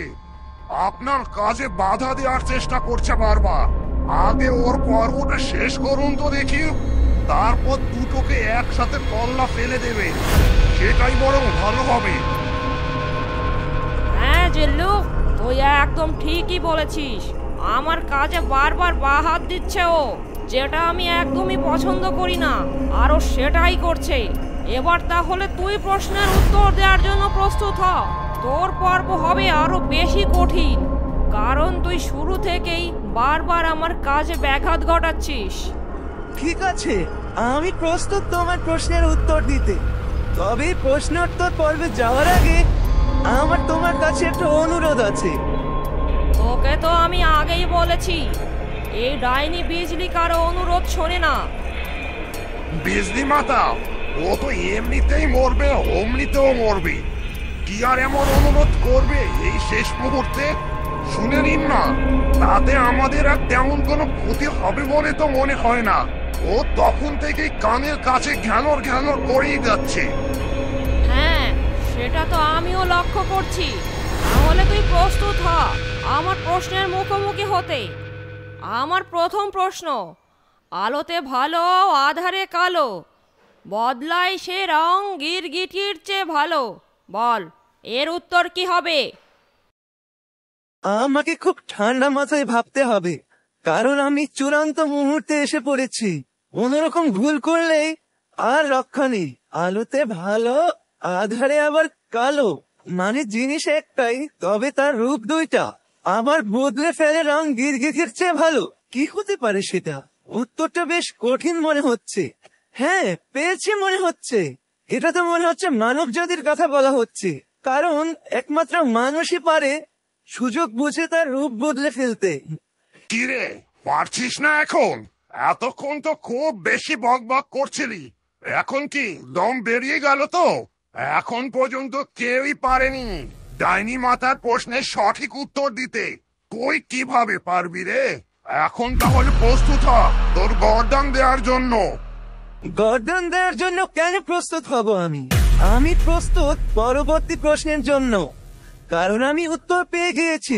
আমি প্রশ্নের সঠিক উত্তর পেয়ে গিয়েছি, আর সেটা হলো মানুষ। কারণ একমাত্র মানুষই আছে যারা তাদের স্বার্থে সুযোগ বুঝে তাদের রূপ বদলে ফেলতে পারে, ও তারা একই সাথে মানুষের কাছে দুটা রূপ ধারণ করে। আরে ছোকরা, তোর তো দেখছি জবাব নেই। তুই তো আসলেই বুদ্ধিমান। এবার তোর জন্য দ্বিতীয় প্রশ্ন।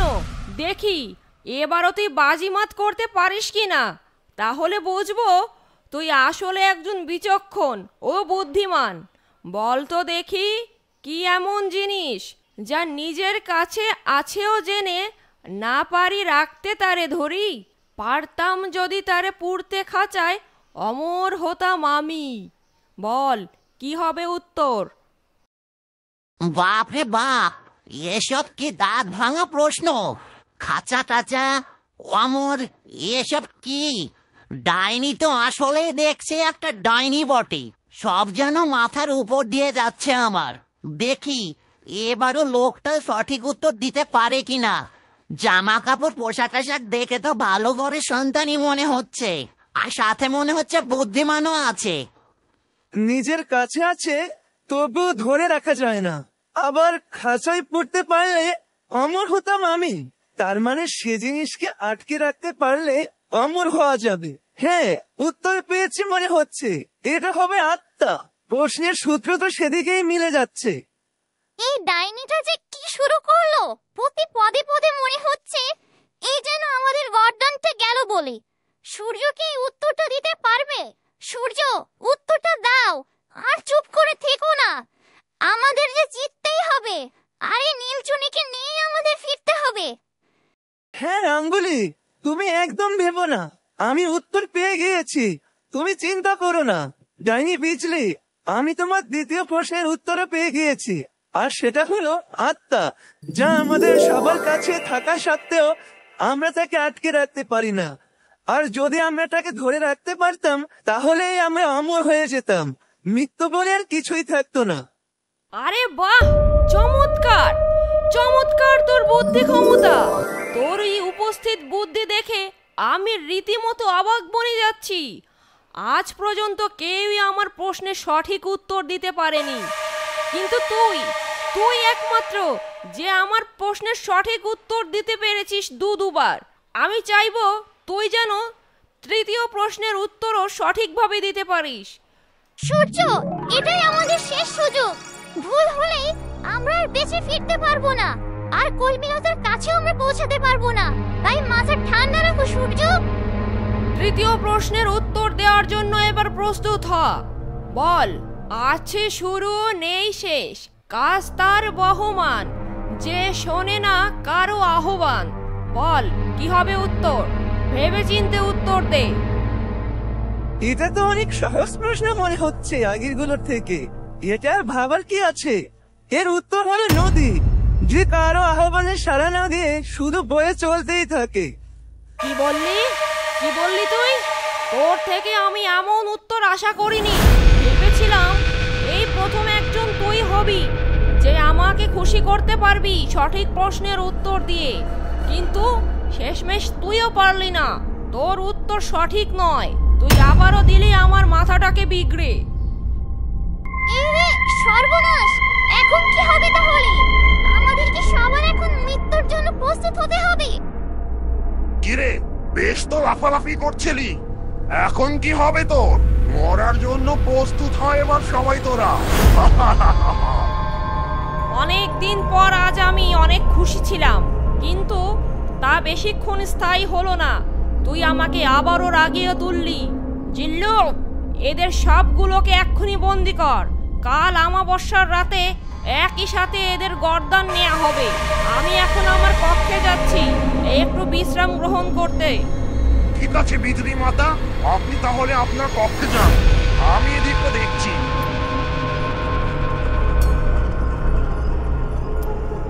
সূর্য, এখন কি হবে আমাদের? তুমি যেভাবেই হোক উত্তরটা ভাবো সূর্য, নয়তো আমাদের সবাইকে একই সাথে মরতে হবে। ভাই, আমি ভেবেছিলাম আপনারা যদি এই ডাইনির কাছে জিততে পারেন তাহলে যে কোনো একভাবে হাত পা ধরে আমিও এখান থেকে হয়তো মুক্তি পাবো, কিন্তু তা তো আর হলো না। থামো থামো তোমরা দয়া করে, এমন করো না। সত্যি নিজেকে আজ খুব ব্যর্থ মনে হচ্ছে। আমার নিজেকে নিয়ে কোনো চিন্তা নেই, তবে তোমরা যেহেতু আমার উপর এত ভরসা করো, তাই তোমাদের মুক্ত হওয়ার দায়িত্ব আমার। আমাকে তোমরা আরেকটু ভাবতে দাও। কতদিন হয়ে গেল, সূর্য আর আঙ্গুলির ফেরার কোনো নামই নেই। ওদের এখন কি অবস্থা একটু তো জানার উপায়ও নেই। দুটো প্রাণ আমার জন্য মৃত্যুর ঝুঁকিতে আছে। কোনো মতে যেন শান্ত থাকতে পারছি না আমি। ঠিক আগের মতোই এখন আবার আমার একা মনে হচ্ছে, যখন এই বনে আমার সাথে কথা বলার মতো কেউ ছিল না। আজ আবার নিজেকে খুব অসহায় মনে হচ্ছে। আজ যদি আমার মা একটু আমার পাশে থাকতো, মাকে এমন বিপদের দিনে খুব মনে পড়ছে।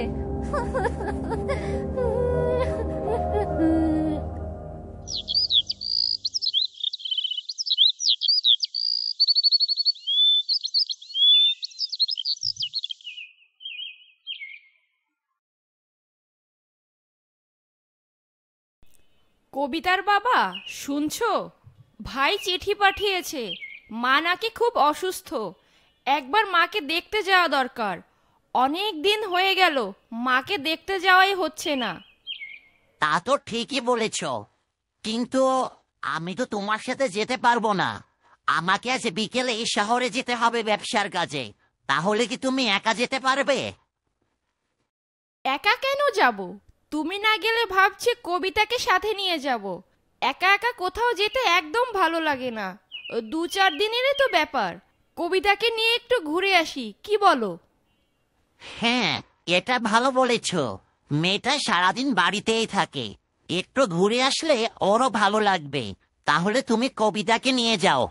আমি তাহলে তোমাদের যার জন্য একটা গরুর গাড়ি ঠিক করে আসছি।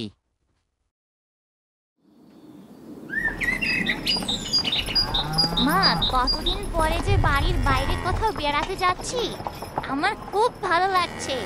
গ্রামের এই মেঠো পথ ধরে গরুর গাড়িতে করে যেতে। এই জন্যই তো আমি তোকে নিয়ে আসলাম রে কবিতা মা। আমি জানি তো তুই ঘুরতে যেতে কত পছন্দ করিস।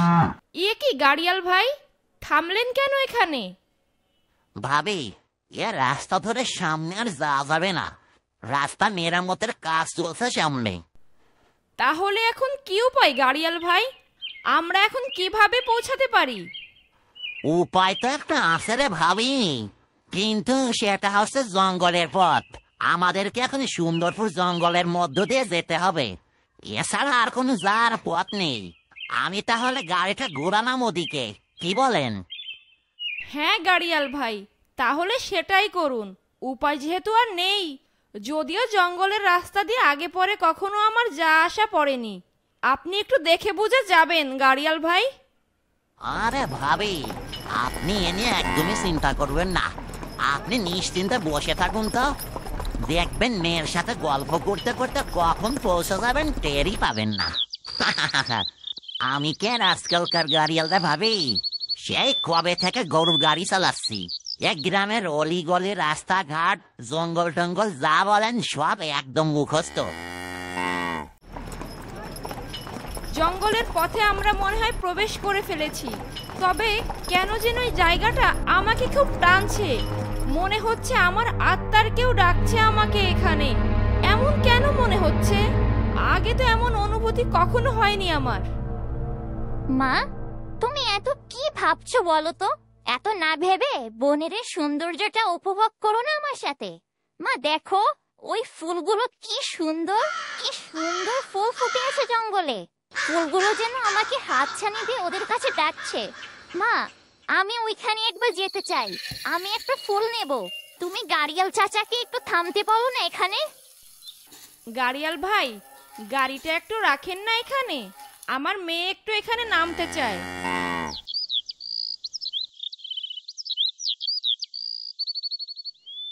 মা চলো না, তুমিও আমার সাথে যাবে। এখানে একা একা বসে কি করবে? চলো।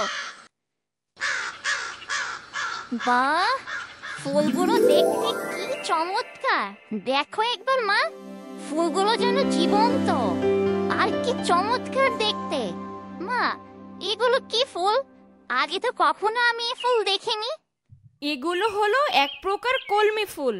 আমাদের গ্রামে তো এগুলোকে ঢোলকলমির ফুল বলে রে মা। তবে এই কলমি গাছের কাছে আসতেই আমার যেন কেমন একটা অনুভব হচ্ছে, কেন যেন জায়গাটাকে খুব আপন বলে মনে হচ্ছে। মনে হচ্ছে এই জায়গাটার সাথে আমার কত দিনের আত্মার টান রয়েছে। এমন কেন মনে হচ্ছে আমার? এ জঙ্গলে প্রবেশের সাথে সাথে আমার যেন কেমন এক অদ্ভুত অনুভূতি হতে শুরু করেছে। কার কণ্ঠ শুনলাম আমি? এ কি? এ তো আমার মা এসেছে। মা, মা তুমি এসেছো? হ্যাঁ রে, আমি তো তোর সাথে এসেছি।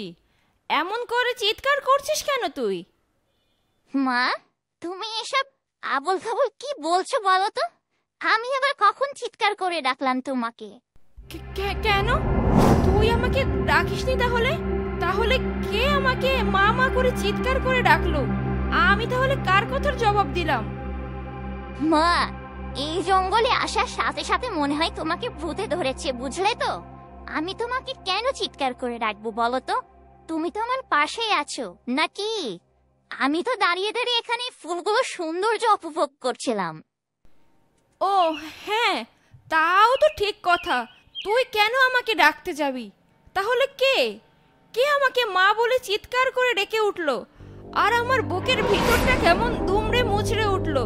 কে কে আমাকে মামা বলে চিৎকার করে উঠলো? ওই ডাক যে এখন আমার কানে প্রতিধ্বনি হয়ে বেজে উঠছে বারবার, আর আমার হৃদয়টাকে কেমন তোলপাড় করে তুলছে। এ কি? এ আমি কি করলাম? মাকে আমাকে এভাবে ডাক দেওয়া উচিত হয়নি। না না না না, এখনই মায়ের সামনে সব প্রকাশ করা যাবে না। এখন আমার এই কঠিন মুহূর্তে মানুষ রূপ ফিরে পাওয়ার আগে কারো সামনে আমার পরিচয় প্রকাশ করা যাবে না, তাহলে আমার শত্রুও জেনে যেতে পারে। তবে আমার মা যে আমার কথা শুনতে পেরেছে, আমার মা যে তার কল্পনার জন্য হৃদয়ের টান অনুভব করছে, এটা দেখে আমার কি শান্তি লাগছে। মা, আজ তোমার মেয়ে বড্ড অসহায়। চোখের সামনে তোমাকে এতদিন পর কাছে পেয়েও কষ্টের কথা খুলে বলতে পারছে না। তোমাকে জড়িয়ে ধরে একটা বুকে মাথা রাখতে পারছি না। কে কে কে যেন কাঁদছে? কেঁদো না, আমি তোমাকে কেন দেখতে পাচ্ছি না মেয়ে? কেঁদো না তুমি। তোমার কান্না যে আমার বুকটাকে দুমড়ে মুচড়ে শেষ করে দিচ্ছে। কেঁদো না বলছি। এই যে দেখো, আমি তোমার গায়ে হাত বুলিয়ে দিচ্ছি। আর কেঁদো না, বলো আর কাঁদবে না তুমি? লক্ষ্মী মেয়ে, আর কেঁদো না। এই যে আমার মায়ের হাত, আমার মা আমাকে হাত বুলিয়ে দিচ্ছে। আহা, মায়ের কোমল হাতের স্পর্শে কত মায়া। আমার মা যে আমার প্রতিটা স্পন্দনকে অনুভব করছে। মা, তুমি যে আমার অস্তিত্ব টের পাচ্ছ প্রতি মুহূর্তে, আমার এতেই শান্তি। মা,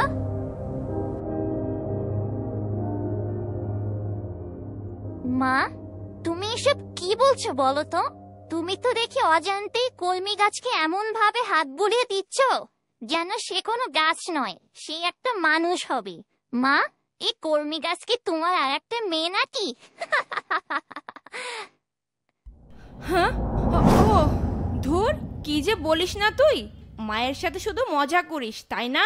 পাগল মেয়ে একটা। পাগল আমি নই, পাগল তুমি হয়েছো, বুঝলে? সেই তখন থেকে এখানে এসে কিসব অদ্ভুত আচরণ করতে শুরু করেছো।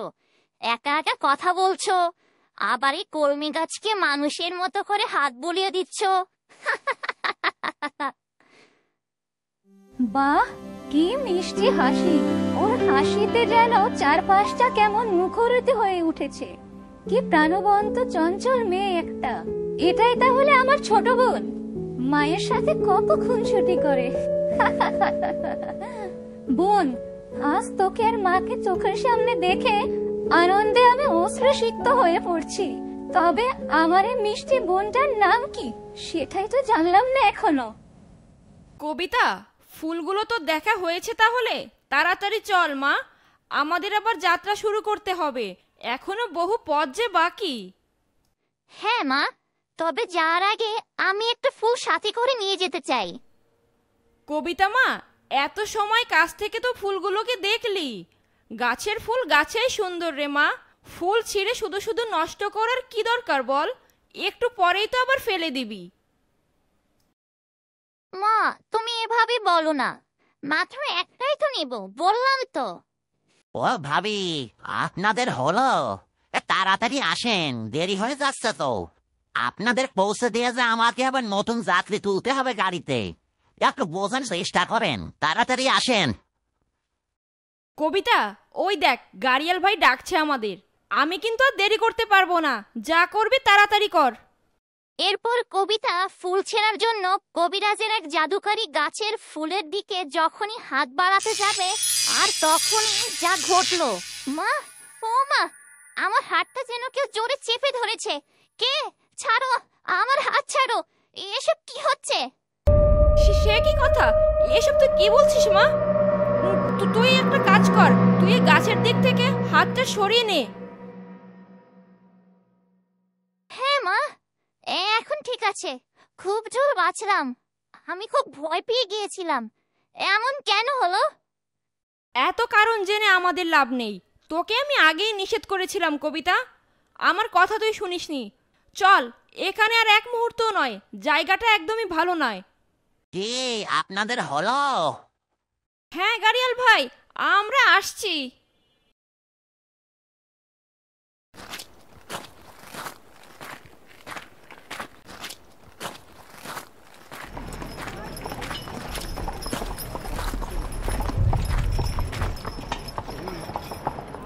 ইস, ওরা যে চলে গেল। আর কিছুক্ষণ থাকলে আর একটু বেশিক্ষণ প্রাণ ভরে মার বোনকে দেখতে পেতাম, কিন্তু তার হলো কোথায়? ওই শয়তান কবিরাজের জাদু মন্ত্রের কারণেই তো ওরা ভয় পেয়ে গেছে। আমার বোনকে কষ্ট পেতে হয়েছে। শয়তান কবিরাজ, তোকে আমি দেখে নেব। শুধু সূর্য রাঙ্গলে একবার ফিরে আসুক, ওদেরকে আমার সব কথা খুলে বলতে হবে। তবে ওরা এখন কোথায়, কেমন আছে, কোন অবস্থাতেই বা আছে, জানতে খুব ইচ্ছা হচ্ছে।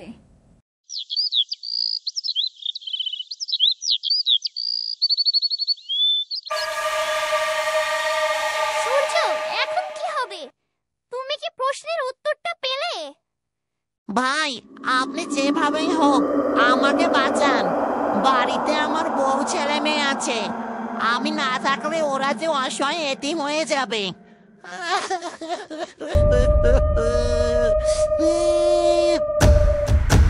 আমি তোমাদের এমন আর্তনাদ আর নিতে পারছি না। তোমরা যদি আমাকে ভরসা করেই থাকো, তবে এত বিচলিত হলে চলবে না। আমার উপর একটু আস্থা রাখো। আমি ঠিকই তোমাদের সবাইকে এখান থেকে নিয়েই ফিরবো। কিন্তু কিভাবে সূর্য? হাতে তো খুব অল্প সময় আছে। মাঝখানে মাত্র একটা রাতের ব্যবধান। কালই তো আমাদের গর্দান নেওয়া হবে। যেভাবেই হোক আমাকে এই এতটুক সময়ের মধ্যে এই প্রশ্নের সঠিক উত্তর খুঁজে বের করতে হবে।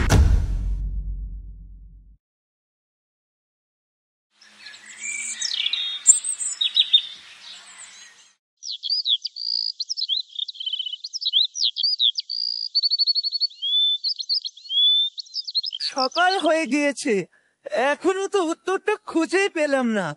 আমার মাথা একদমই কাজ করছে না। কি করব, কিছুই মাথায় আসছে না। তোরা সবাই প্রস্তুত হ। বিজলি মাতা কিছুক্ষণের মধ্যে আমাদের মাঝে উপস্থিত হবে। ও তার সকালের আহার গ্রহণ করবে। এই শয়তান বাস পাখিটাকে দেখলেই আমার মেজাজটা খারাপ হয়ে যায়, আর সাথে ভয়ও করে খুব। কত বড় দানব একটা! বাবারে বাবা, আমাদের জঙ্গলের পুরো বড় হাতির সমান হবে। এর কম হবে না, বরং তার চেয়েও বড় হবে। কিরে কঙ্কাল সার, তুই কি আমার নাম ধরে কিছু বললি মনে হলো? কোনো খারাপ কথাই বলেছিস মনে হয়। তাড়াতাড়ি বল, কি বলেছিস? নয়তো তোকেই এখন বিজলি মাতার আহারের থালাতে বসিয়ে দেব। বল, কি খারাপ কথা বলেছিস আমার নামে? ওরে বাবা রে, এ শয়তান বাসটা দেখে আমার কথাও শুনে ফেলেছে। কিন্তু সত্যি কথা তোর সামনে স্বীকার করলে চলবে না।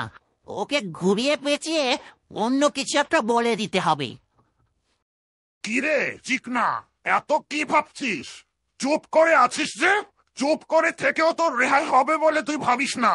দ্রুত বল, বিজলি মাতার খাবারের থালাতে যদি উঠতে না চাস, তাহলে আমার প্রশ্নের উত্তর দে তাড়াতাড়ি। নয়তো আমার আর কিছুই করার থাকবে না, এই বলে দিলাম। আমার যেই ভাবনা সেই কাজ। দ্রুত বল, আমার প্রশ্নের জবাব দে বলছি। আরে জিল্লু ভাই, আপনি অযথাই খেপছেন আমার উপর। আমি আপনার সম্পর্কে খারাপ কি বলবো আবার? আপনার মধ্যে আবার খারাপ কিছু আছে নাকি যে আমি তা বলবো? আমি বলছিলাম জিল্লু ভাই একটা পাখি হয়ে কত বড়, ঠিক যেন আমাদের জঙ্গলের বড় হাতির সমান বড়। আর আমি একটা মানুষ হয়ে কঞ্চি বাঁশের মতো। এসবই ভাবছিলাম আর কি। আরে এই কঙ্কাল সার, তুই আমার প্রশংসা করলি নাকি ব্যঙ্গ করলি ঠিক বুঝতে পারলাম না। তুই তো দেখি বেশ ঘুরিয়ে পেঁচে কথাও বলতে জানিস রে। তোকে তো ভেবেছিলাম বোকা শোকা একটা মাথা মোটা, এখন তো দেখছি জিল্লুকে কথার মার পেছে ফেলে দিচ্ছিস। ব্যাপার কি তোর? ঠিক না, বেশিবার বাড়িস না, তবে সময়ের আগেই মাথা থেকে দেহটাকে ছেটে দেব। জিল্লুকে নিয়ে ঠাট্টা বস করা, তাই না? যাই হোক, বিজলি মাতা আসার সময় হয়ে গেছে, আমি গেলাম। তার নাস্তাটা নিয়ে আসি গিয়ে।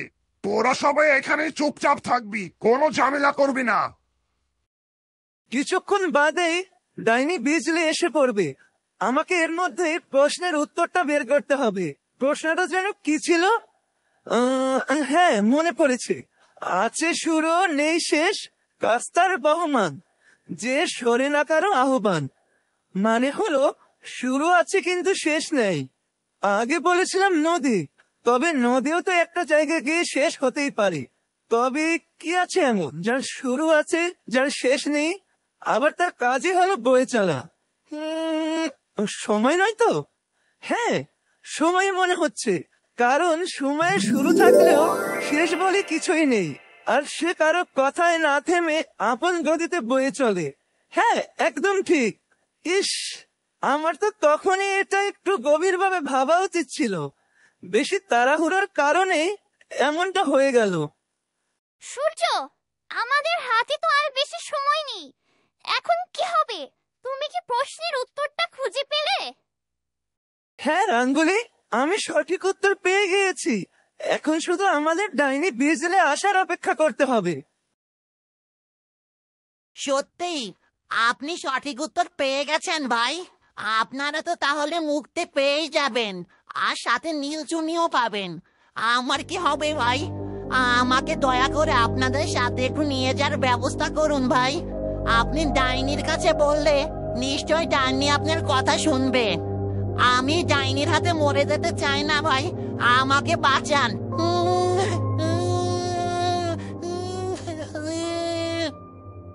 আরে ভাই, থামো থামো, আমি মুক্তি পেয়ে তোমাদের সবাইকে মুক্ত করে আমার সাথে নিয়ে যাব। তুমি কোনো চিন্তা করো না, আমরা সবাই একসাথেই ফিরবো।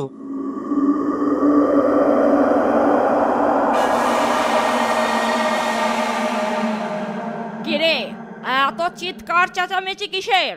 তোদের এই চিৎকার চেঁচামেচিতে সাত সকালে ঘুমটাই ভেঙে গেল। জিল্লু, খাবারটা সামনে দে আমার। হ্যাঁ বিজলি মাতা, এক্ষুনি দিচ্ছি। বিট লবণ দিয়ে মাথাটা মাখাতে একটু দেরি হয়ে গেল আর কি।